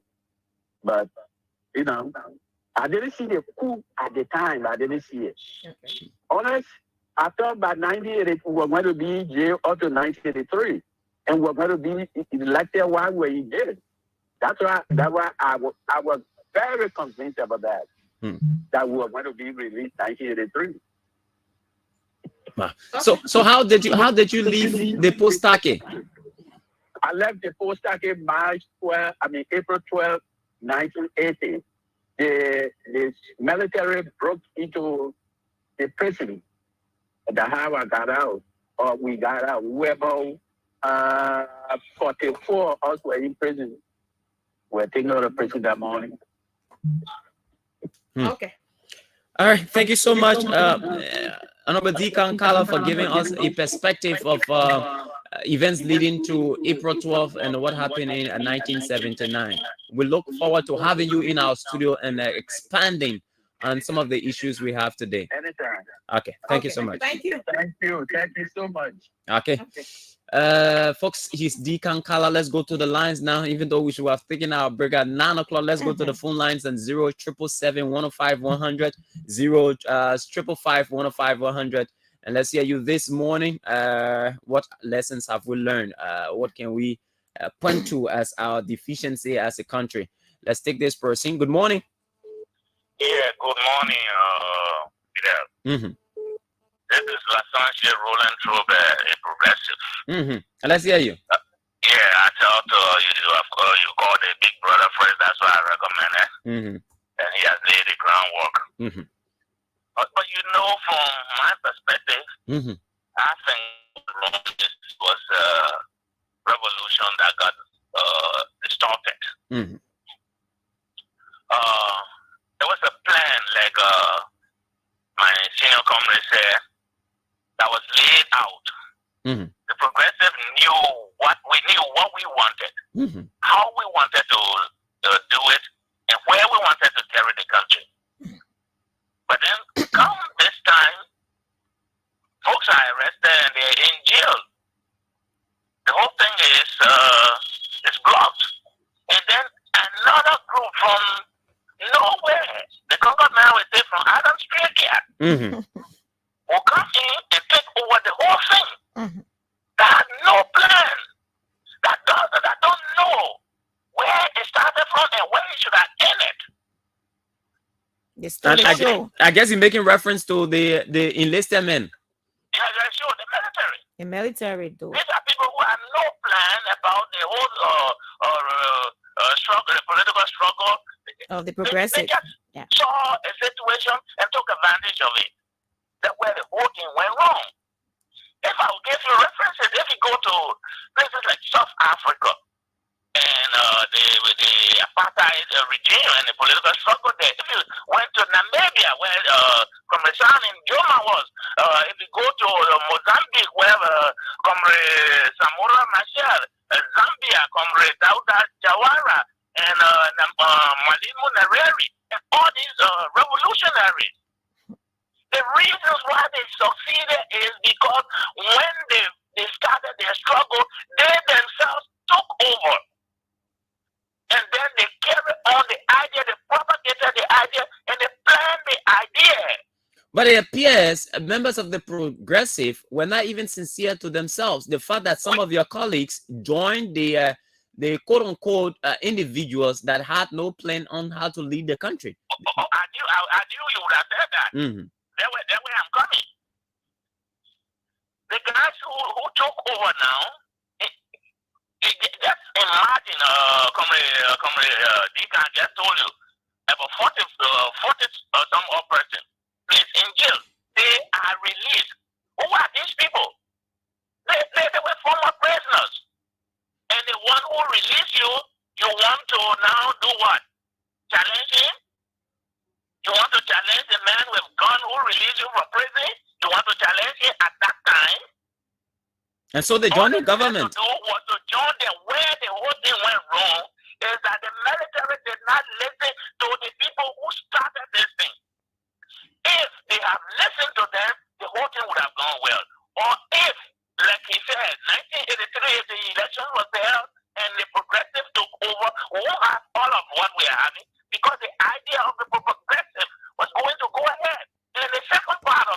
We have always been blamed. Progressive have always been blamed that, oh, you people started this, you people brought this confusion.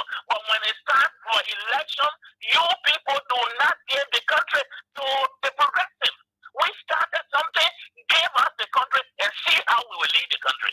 We have always elected the wrong ones. And every time we come to them to try to lead them or to teach them, to help them to lead the country in the way we envisage. For why we started this political struggle, they ostracize us. They see us as an enemy because this has been implanted into them that these guys are troublemakers. So every regime, they came and they told them, these people are troublemakers. President Ellen Johnson earlier, of course, she told us that troublemakers also. George Weah is there now. Folks are telling her and him that these guys are troublemakers. That's the problem we have. Unless the country is given to the progressive, go in the house, see how issues have been articulated by progressive in the house. Don't get me wrong, some of them have sweated away, but they are still some level-headed one who stand by the principles of progressive activism. And you think after over 43 years, this is the time to give the country to the progressives? Oh, sure. I can tell you, in this election, if we give the progressive this country, I can guarantee you in the next 3 years, you will start to see change. Because we already have the blueprint, we have the plan laid out. Yesterday, I received some plan, something we had long ago. It was just reminding me from Comrade Nelson way up there in Japan. And I was telling him, Comrade Nelson, where do we get this thing at this time? He said, no, we need to continue to remind the people. So we already had a blueprint. We know where we want this country to go. Okay. But we are not just been given a chance. Okay. So in this case, your progressive that's aspiring right now could be Tiawon Gonglo. Yeah, precisely. He is the arrowhead of the progressive man because he's the one contesting the election. Okay. Thank you so much. Licentiate, we appreciate your call this morning and the perspective on the issues as well. You're welcome. Okay, 0555-105-100, 0777-105-100 are the numbers to call this morning. And let's hear you on the program, The Morning Breeze on ABC Radio. Good morning. Good morning. Yes, sir. My name is Robert F. Farmer, and I call you from Sharadabo Road. Okay. I just want to say thank you for the conversation this morning. You see, I have learned something. From the discussion this morning,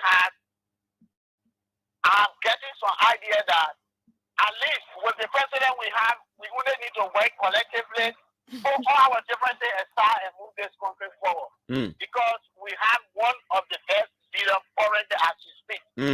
Because those days we have leaders that hold people, hold opposition and put them in jail because of saying the truth or saying the wrong. But now we have leaders that can look at it and listen to them and say, let us work together. We wouldn't need to put ourselves together and move this country forward. So in the past, in the past as well, you had people who were agitating and fighting to kill the president. We don't have anything of that sort in Liberia now.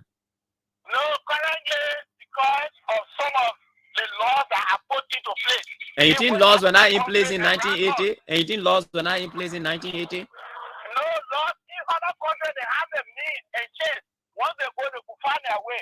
But now in West Africa here, we have people now that leaders that are put things in place that you can just go easily and plan things to come and work. That's what you think, eh? What thing happened in Guinea? What thing happened in Guinea? In Guinea, was playing in Guinea. Okay, you go off.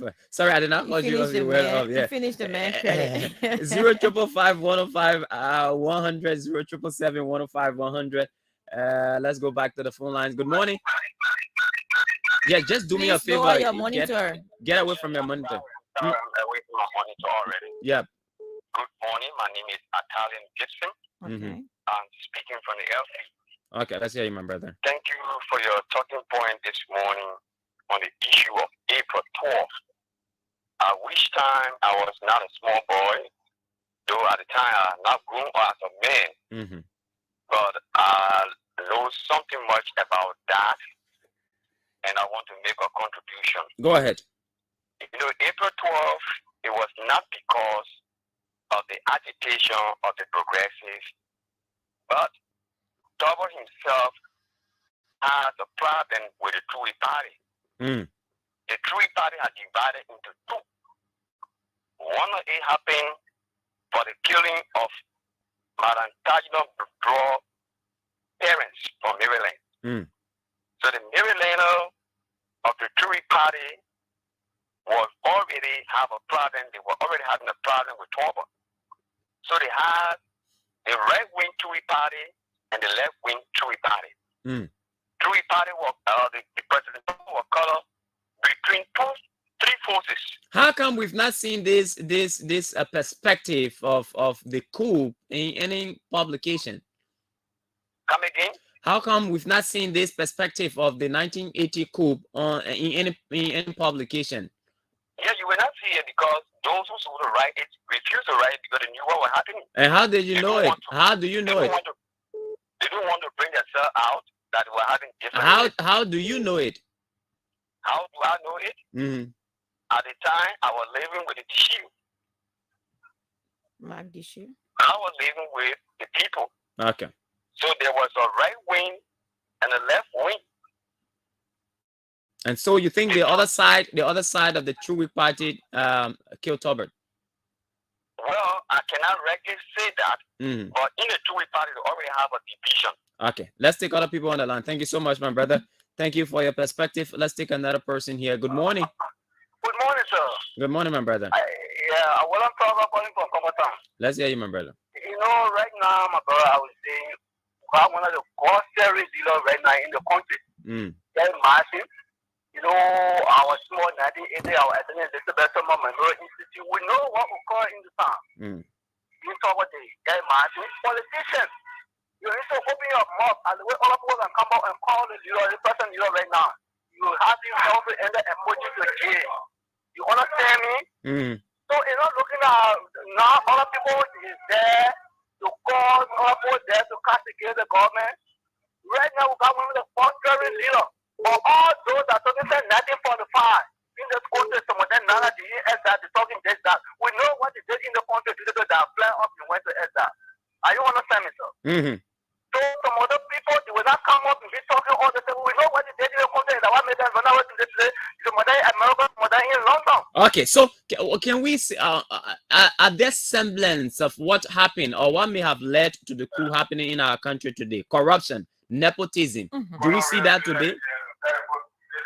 Yeah, it's some other thing that occur right now. Our country is also than a corruption. And what we're going to do here is to have to put hands together to see how best I will move our country power. But everybody in this country do the same thing. Nobody is exempted from it. Everybody is corrupt in the country. So those that in America today, some of them they corrupt in the country to run away. You want America today to be making more. Okay. Thank you, my brother. Yeah, thank you. Thank you. Thank you so much. There is good morning. Yes, sir. Hello. Morning, Fidel. Good morning. Let me say good morning to the sister, your colleague with you. So I joined the conversation from the board of Good Town. To the second. Yeah, let's hear it too. So I listened to the analysis made by the both of you and the different persons that call.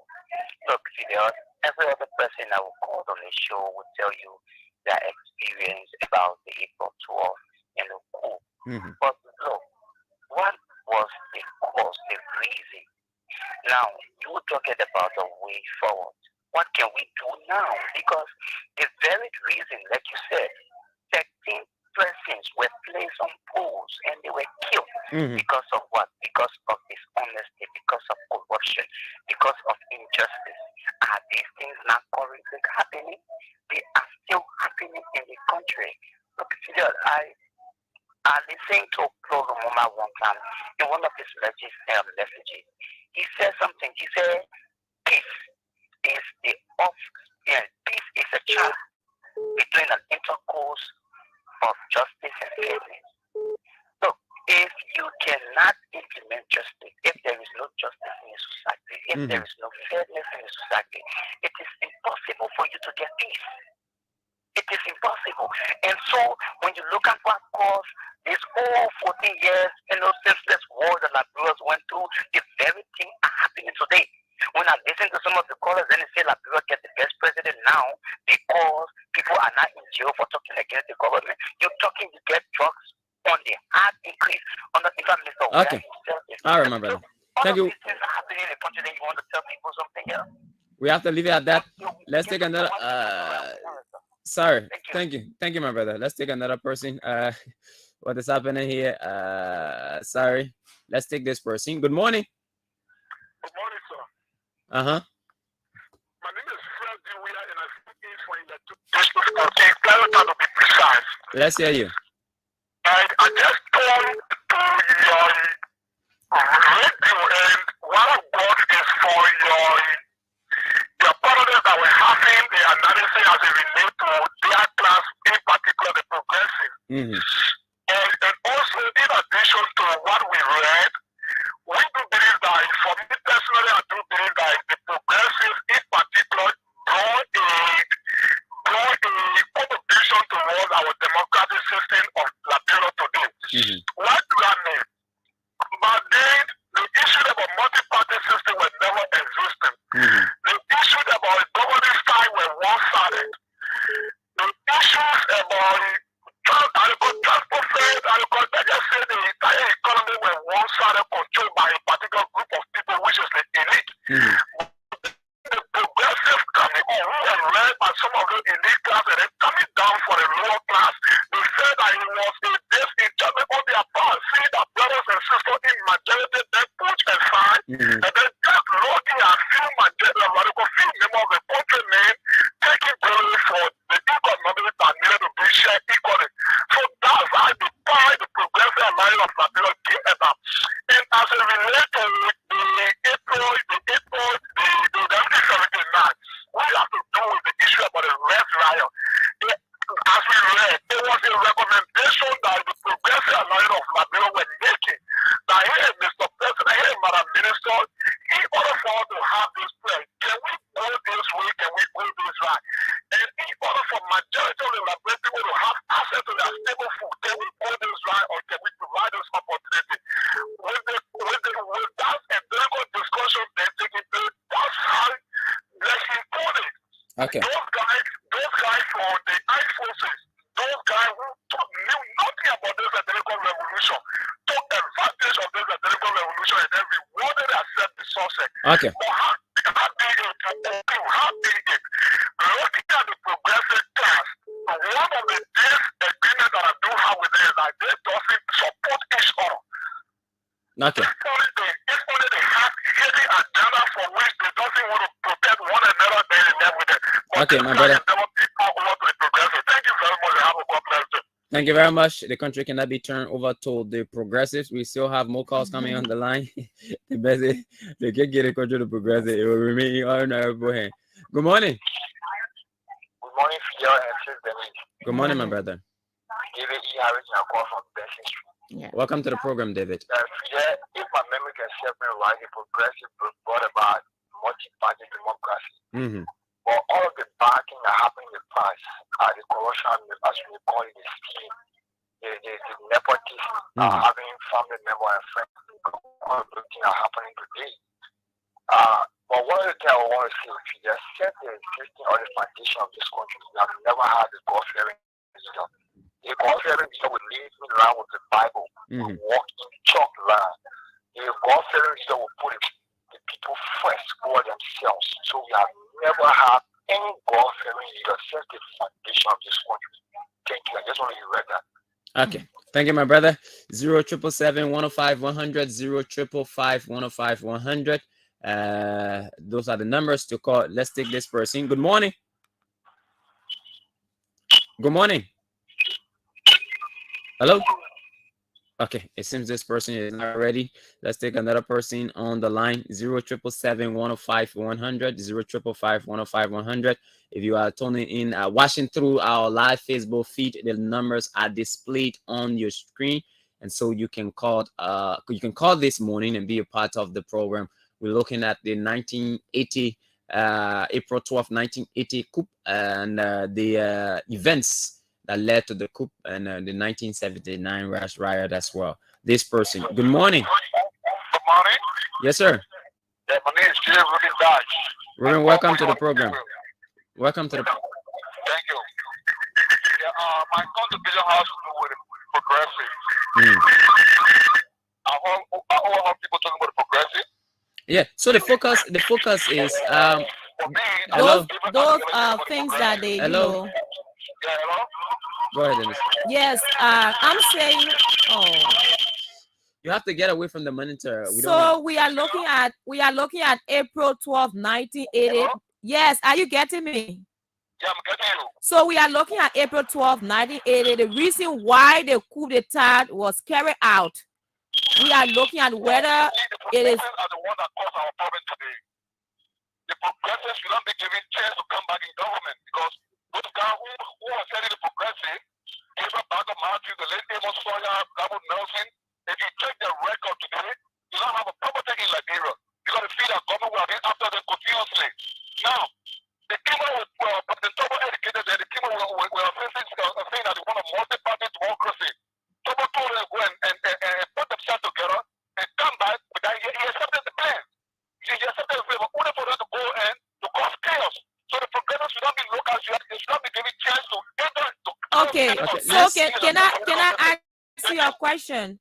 Now we have a coup d'etat that was orchestrated by the military headed by Samuel K. Doe. We are saying they brought a coup because of nepotism and corruption, all of that. Was it successful dating from that time up to now? The reason why they brought a coup? Well, like you said, it derived from nepotism and corruption and what have you. Now, since the coup came about, have we learned our lesson? That's the question we asked. We have not learned our lesson. Today we have the most corrupt government in power. So, I mean, why are we hearing? So, all these things, I'm saying that all these things derive from the progressive. Because the progressive did not set the foundation of this country. The progressive they were only power greed, self-interest, self-seeking interest, and to cause chaos. Okay. Thank you very much, my brother. Thank you so much. So that's it right there. The perspective we're looking at this whole April 12 from is what are the reasons that were given for the coup. Those reasons are non-existent in our society today. We don't have corruption. We don't have nepotism. Whether we don't have all the other vices that led to the coup. This person. Good morning. Yeah, good morning. I was running line and I'm still up. Okay, welcome back. Yeah, thank you very much.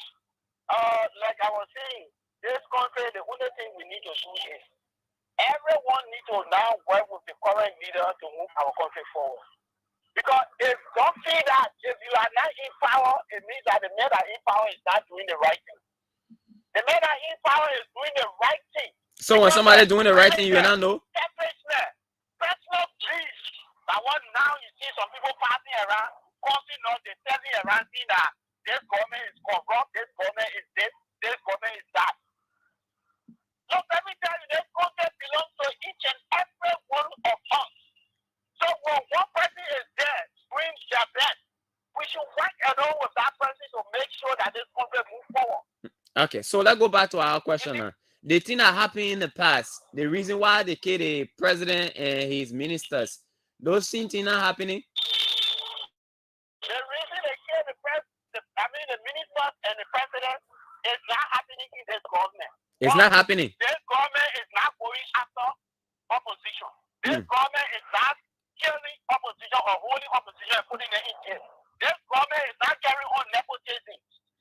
This government is not going and suppressing people.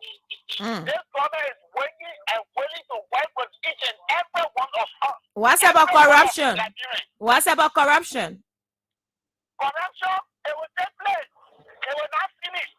Corruption, there will not be minimized. But you saying never finished. The great United States of America, corruption is still going on. So corruption can finish, and why we kill the people now? corruption. We are not supporting corruption. But corruption will never end. They can only be minimized. All right. Government should tell you that when I get to power, I will end corruption. He's a liar. That person that coming to power is a big liar. So meaning this government lied because they said we're going to, work on corruption. They will not end So answer Dennise.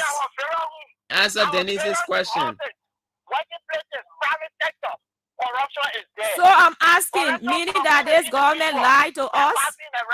Mama, listen. So I'm asking you, listen to me. Yeah. So I'm asking you, say any government that said they will fight corruption, they lie. So meaning this government lied to us that they could fight corruption. I'm not saying that fighting corruption, they will fight it to minimize it. They will not fight it to end it. They will fight to bring it down a bit, but they will not fight to end it. All right. They can't end corruption. Okay. Anyone who tell you that they will end corruption because the government is corrupt when they get to power, they will make sure that things will be straightened out their hands. Okay, so wait now. So I like in the conversation, so we'll stick with you a bit. So in essence, you are telling me that there are degrees of corruption. There are degrees of corruption. Past governments that stay in power for 12 years. Their own or worse. Vampires in their head. Okay. To vampires in their head. But they want the corruption going down small. They were not able to minimize it. But they want. This government is much better than the past government. I'm telling you something serious. Where they mop up 25 million? Say that? Well, you read the mop up exercise report? Yes, I read a mop up exercise report. What are some of the things? It was given to heroes and senior area. According to the report, it was given to individual heads that they could not identify. Okay, that mop up exercise report, when they work it up, the government, I did not check what the president did. The president knew it, and he finally listened to people.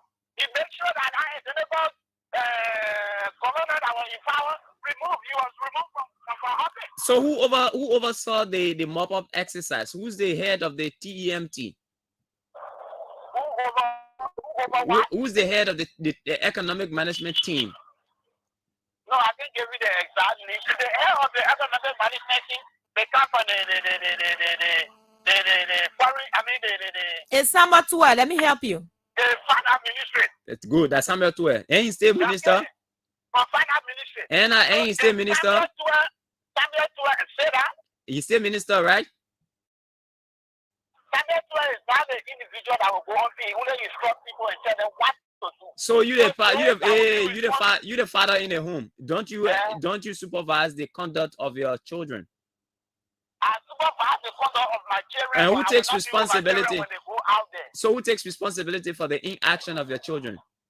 So if I'm taking responsibility of the misconduct of my children, and I will also be there to make sure that my children do the right thing. But you will not listen to people out there that will come. You still have not answered my question. Thank you so much. I enjoy you this morning. Thank you for keeping the show lively. Thank you very much. Let's go and take another person on this line. Good morning. He's not even a sincere citizen. Good morning. Good morning. Yes, sir. Good morning. Good morning, please. Good morning, please. Lucky J. I'm listening. I'm trying to conversation. Thank you. Thank you very much. Thank you. Bye-bye. They make hard stuff for every day. Yeah, every day. Let's take another person. Good morning. Good morning. Yeah, I'm Solomon M. Solo. I'm calling from a Front Street resident. I say Solo. Yeah, the issue. If it comes to the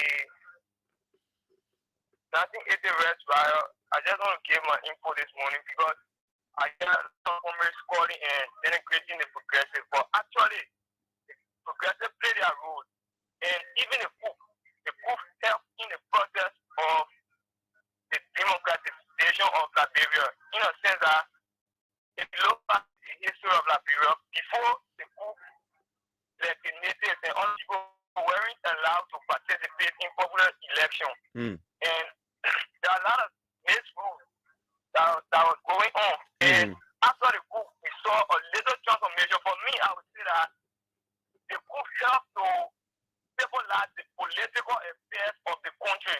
So killing 14 persons stabilized the country a bit, in your word.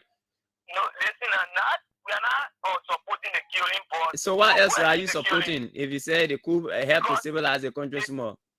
Okay, it was an overrule of a particular system, which are referred to as the caste system, wherein there are certain group of people were just in power and enjoying the state resources, while other people were left to languish in poverty. Okay, so are people not still languishing in poverty?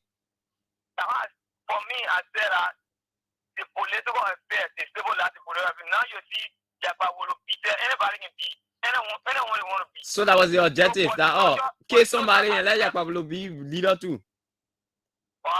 Kill somebody and Yakpablo be leader, and Yakpablo get in power, then the scene suppression you're talking about, Yakpablo start doing it, right? Okay, so this is it.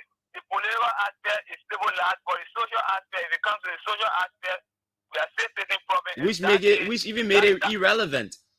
Yeah, so no, it's not irrelevant. You cannot refer to it as irrelevant. No, it is relevant because it will give the opportunity to other people.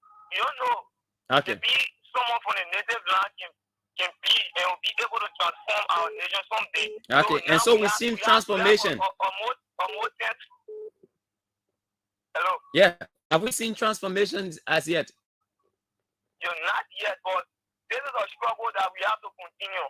Okay. Because we are done with the political struggle, so now we need to focus on the social struggle. Even if it means killing more presidents. Not killing the okay. aspect. We don't the political aspect. Oh, so the political aspect are killing president, not the social aspect that to do. To work together. Okay, working together. Thank you, my brother. Thank you so much for your input. Dennise is not making me laugh. Man, so finish clearing the political aspect from the way, and that is to give president. The other aspect of the social aspect, so that minister will go for now. Good morning. Yes, sir. This is Abenigo Play. I'm joining the conversation for Welcome to the program, AB. What lessons have we learned from the April 12, 1980 coup? Thank you very much. You know, one of the lessons that we actually need to learn from the April 12, 1980 coup was about bad governance, nepotism, corruption that is still in our governance space. And I listen to most of the callers, most of them shifted on the progressive class. You know, we should actually show the progressive community for their skills against the oligarchy of the game. It will take people to sacrifice their lives for total transformation of this labor that we up to today's day. What the progressive struggle against, we have achieved some of them, but one of the major reasons for that struggle was everyone should have the equal participation within the governance space and the economic distribution of the state resources. These are four that is lacking today. And many people our governance space today will look to giving the people who are actually in the state now, who govern our country, we are still seeing a lot of corrupt acts going on, and nothing is done about what is going on. So we should be mindful of how to govern efficiently to deal with the very people. History has a way of reminding people about the past. So the government needs to be very careful. You know, we don't want to go back to the dark days. We just go. We not do so. Okay. All right. Thank you, my brother. Thank you very much. Okay, this is the Morning Breeze on ABC Radio 105.1. We've got 13 minutes left, Dennise. Yeah. Let's make use of these 13 minutes by looking at, the assistant minister for corrections at the Ministry of Justice, Dennise. Yeah. He made a revelation on yesterday. He said some staffers at the Bureau of Correction. Yeah. they are under investigation. Okay. You know, sometimes somebody can call you and tell you win 15,000 or 1,000, or they get job for you and what have you. That's equated to cyberbullying. Yeah. And a number of officers at the Bureau of Corrections are undergoing investigation. And people always say those calls come from the prison. The prison, yeah. Yeah. And some of us have had doubt about whether it's from the prison or not. And even those who are accused are inmates. Okay. I did not know that correction officers were also involved. So correction officers are now undergoing investigation as a result of what the assistant minister calls cybercrime. And you go on the internet, or you take your phone, you call somebody, or you win 20,000, or you send text message. They from Lone Star, or they from Orange, you know, from those GSM companies, and they'll tell you get away from the noise. Get away from the noise. Go in the quiet area. And sometimes it makes it look like a real thing. You know what you do? Send $25 cash card to this number. The person will do that, or send 15,000 to their mobile money number. The person, Can you imagine that? So that is something that has been happening over time. The allegation, the kissing fingers have always been pointed to inmates at the prison center. Little did we know that even correction officers at the center are the ones involved. And so an investigation is currently ongoing. According to the assistant minister, they have text messages, they have recordings in relation to the commission of these crimes. So I think this is laudable, Dennise. A lot of our people have been duped. Sometimes they will tell you, they say, oh, a so person from the hotel here are giving employment and send so money. And I am here thinking, how do people get trapped into this? That somebody will convince you that you want a price, but the way to collect the price are for you to send scratch card, or for you to send money to them so they can send your price. I mean, what sense does it make?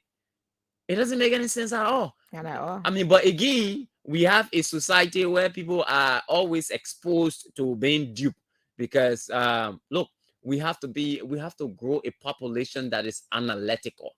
Being analytical is to look at things from different perspectives and being able to judge whether this thing is right or is wrong, whether it's true or not. I mean, being able to do that is one of the things that serve as a safeguard to you making decisions. But if you are not safeguarded by the decision that you made, trust me, you will continue to make wrong decisions. So when somebody call you and tell you, say, how you will call me for employment? Then you say, I'm gonna send you money. Yeah. The person say, I get employment for you, so play. No, but Fidel, I know there's no time, but I will give you a little account of mine, right? Okay, let's listen. It wasn't, you know, the person telling me that I got a job for you or something. But I was, you know, I woke up in the morning and coming from the restroom, then my phone rang. So I took the phone and answered the call. Then I heard this person, oh, Dennise. I remember them calling my name. How are you? Long time, you know. And I said, oh, yes, fine. You know, we talked. Then the name the person mentioned was a colleague of mine that was at the University of Liberia. So I was like, you know, oh, yes, long time, but I'm not on campus again because I graduated from there. And where are you? Then he said, oh, yeah, me, I'm around, but, you know, because of the thing and that, I'm hustling now. I'm in, I think, Cape or Babulu or something like that. So I was like, okay, long time, man. I missed our time on campus. But did you know the person? The name, you know, because I had a friend on campus who used to, you know, interact like that or fellow. So I was like, perhaps as the person, and I had a name like that, I remember was in my phone because on campus and thing. So when he said that, I said, okay, he said, okay, Paul, you know what happening? And I came to this place, I think Cape Mount, and, you know, work and things, but I got caught always something. So I begging you, man, I want you to help me with $10, you know. So I was like, because the name almost like you said Fidel, and I could remember I have Fidel friend, you know. It was just, I think he just got me, you know. Then I said, okay, but he said, I said, for $10, don't worry, you don't have to pay back. I will send it to you. So I sent those boys. I sent it $10, you know. When I sent it $10, then we talk about it, you know, and he said, okay, thank you, I will pay you back. Later on, it's like he realized he had gotten his, you know, place to get money. So later on, then he called me, he said, Dennise, I'm coming with, you know, I don't know, I went for some consignment or something I'm breaking, but if people won't give me hard time, so I want you to talk. Then first, before he could say that, I started thinking, I went through my phone. I said, oh, the person that called me the name. I tried to match the number. So when I called, the number couldn't, come and couldn't, the person couldn't pick. So I was like, I started getting less sense more in my head by that. So I said, yes. I said, but what's this? So when he called me, he said, the police holding me. And I want you to talk. I want you to talk to them because I told them that I just want you to the both of us. You don't want to send me for the goods. Don't give me hard time. I said, I beg you, don't have me involved with your situation. I don't know what is that. He said, but now, and then I call. When I call the person, when I call the number, and the person said, no, I didn't call you. So then I realized that, the number was. So when he called me, I want you to give them money. So I came to myself and I said, no, you know what? I started lashing at him. And I said, no, don't bring nothing to me. You want to steal and all of that. So I realized that it was a scam, and that guy just took my $10. Yeah, and if I want to continue, he was just going to else. I mean, so that's how other people fall prey to that. Wow. Yeah. So I mean, these guys are very, very tricky. I mean, did somebody just call you? Yeah. And I think there's some gift. I don't want to say gift, but then a bad gift that they have. Yeah. They hit you on the point, and sometimes they hit you. There's one thing about us like Liberians, and people don't have to agree with me, but there's that sympathetic spirit in us Liberians. Yeah. I mean, what we accept here in Liberia, others don't accept it in other countries. Sure. You've gone to other countries. In Liberia, somebody will tell you, say, please, mama, baby. You say, hey, baby, can't say that near me small. In other countries, they will never do it. The people will be thinking about Rachel. They'll be thinking about somebody that will lead that baby with you. Somebody will tell you, hey, man, please, mama, baby, right now, coming back. Some Liberians will do it. Yeah. That's how, I mean, overly good we are. We accept anything because we feel, I know, that Christian Benedict in our heart, that God Benedict. Yeah. I know you don't want to hurt anybody. Yes, you don't want to kill. That's the kind of people we are. So when those boys then call like that, somebody quick with them and start feeling sorry for them. Yeah. Say, oh, okay, let me send you, even if you don't have. And I know some instances where people don't have, but the fact that they hear that this person is in this situation, they want to help. Not knowing these people are scammers. Yeah. So that the thing they say they're doing to the prison center, they will just call you like that, and and then tell you, say, oh, Susan, so thing, you gotta send Susan so much. Then you want to be good, then you send the money. Yeah. But this is actually wrong, and our people have to learn their lessons. And maybe you out there, you have an account of how you've been duped, but this is very, very important.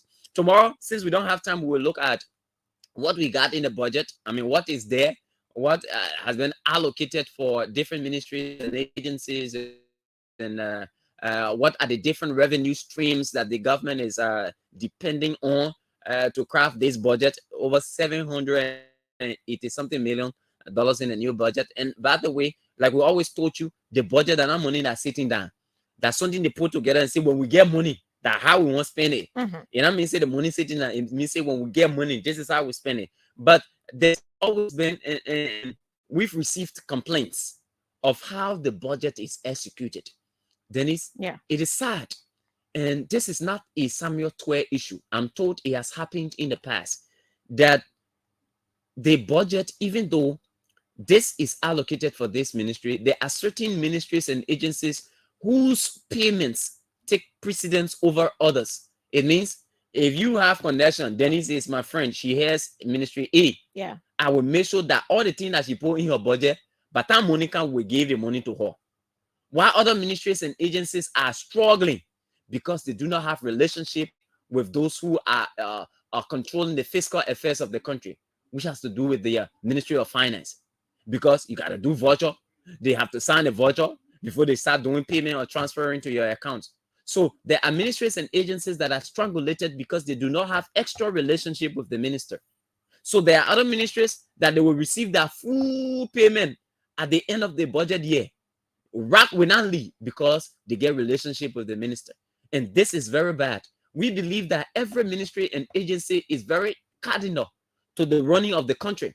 And so other institutions should not take, advantage of their relationship with the minister and then get heavily supported while others are underfunded. This is not good for our governance system. We believe that every institution that is under the government, that institution must be supported. Sure. It has small money can let's divide in a way that every ministry and agency gets a part of that money, because we do not have money sitting down there that we just go pick from. It is based on revenues that are collected over the period of time.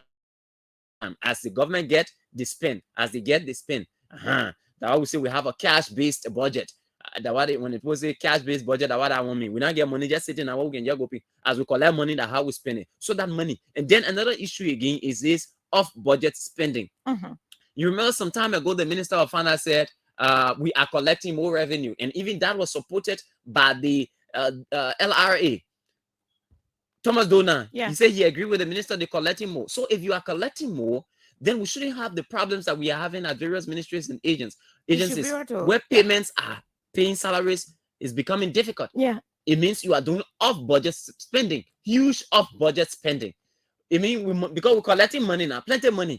That plenty of money is supposed to take care of all the things that we get that we're supposed to spend on. So if money not available for the thing that we're supposed to spend on, it doesn't mean we're spending the money in different places. So it's something that again the minister has to look at. If we are doing too much off-budget spending, and it's the reason why ministries and agencies are crying, they don't have even suppliers to work with, then it's a lot of these ministries, people just go to work and just sit down. You remember Ministry of Transport? You remember the story from there? They say they just go to work and just sit down there. No computer or computer spot, nothing to work with.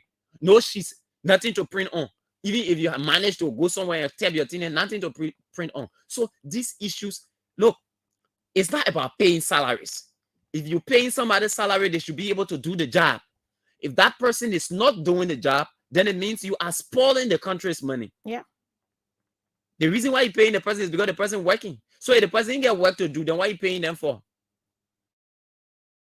Then what are you paying them for? So again, it is a political issue in their mind. But for us, it is a governance issue. If we cannot have things to work with administrators and agencies, then there's no need for us to have those people employed because they don't have work to do. The issue of paying people should not be because you want to compensate them for for sitting in the office. They should have a task to perform. And that's how people see our government job now. They see government job. There are plenty of people, they can decide, I'm not going to work today. I'm working with it. You know, sometimes you keep conversation with a friend and say, you know, I'm working with government now. Why are we getting you early in the morning to come to work? And go hustle? People say, but you know, I'm working with government and we can go soon. I thought our government people supposed to go soon. But we can go soon. So let's say 3 days now, go to that office. But this is the real issue with our country. That's a result of unproductivity. People are not productive. They're not productive. If you are not productive, there's no way the government will progress because the government relies on the expertise of every individual.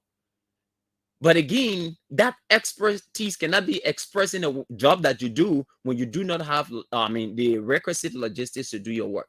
So those are things that as a government are productive, or the ministry. No, Dennise, the issue with our country, the thing too plenty. The real problem that we get in the country plenty. When you go to transport ministry, sir, the inspector then crying, say we're not taking pay. You go to commerce workers, sir, they say we don't want collecting the revenue in our LIA. They say we don't want collecting the money. We're not getting plenty of money. I mean, these issues are just hellable. And again, that is the tax that the government has, and she has to perform. We can't cry for the bereaved, we can cry more than the bereaved. We can just talk about some of those things that need to happen. But then we have to close it up this morning. Yes, we have to close it up, Fidel, and to be back on tomorrow. And where we'll have Representative Aspiring Morgan from District 10, who will be our guest here on the platform. And like I said from the onset of this program, that today Chelsea will be playing, and Chelsea is going to defeat Real Madrid.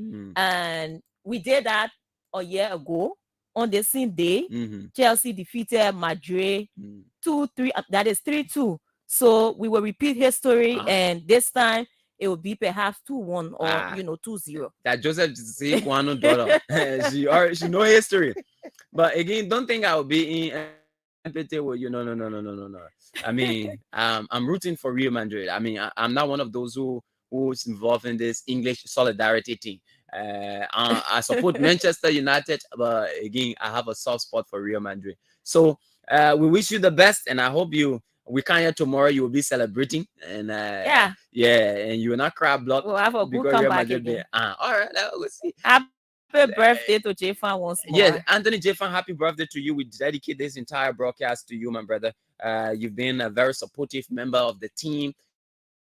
In the news department, in the programs department, you've been very supportive. Yeah, and we the think, radio. Yeah, radio as well. Even though we've told you to stay away from the radio a bit, but I mean, those are the things that make an institution to grow. Yeah. The expertise of every individual on board, and so we appreciate what you do for ABC Radio, and we're looking forward to more of your contributions, so that we take ABC Radio where it ought to be. Folks, thank you so much for listening. Again, we are very hopeful that the government will do what it has to do, and the people of Liberia will take responsibility for what she has to do, for what they have to do as well, because we do not want to see a recurrence of what happened over 40 years ago. We believe our country is on a progressive trajectory. With all of the issues of bad governance, corruption, and nepotism, we still feel that we still need to continue the conversation surrounding these issues instead of resorting to violence. So, folks, do have yourselves a great day, and be positive for the day. Remain hopeful of a positive day as well, and keep doing your best for Mama Liberia. Until we catch you tomorrow, we've been Dennise, Nimpson, and Fidel, Saydee. Do have yourselves a great day. Bye-bye. I like it.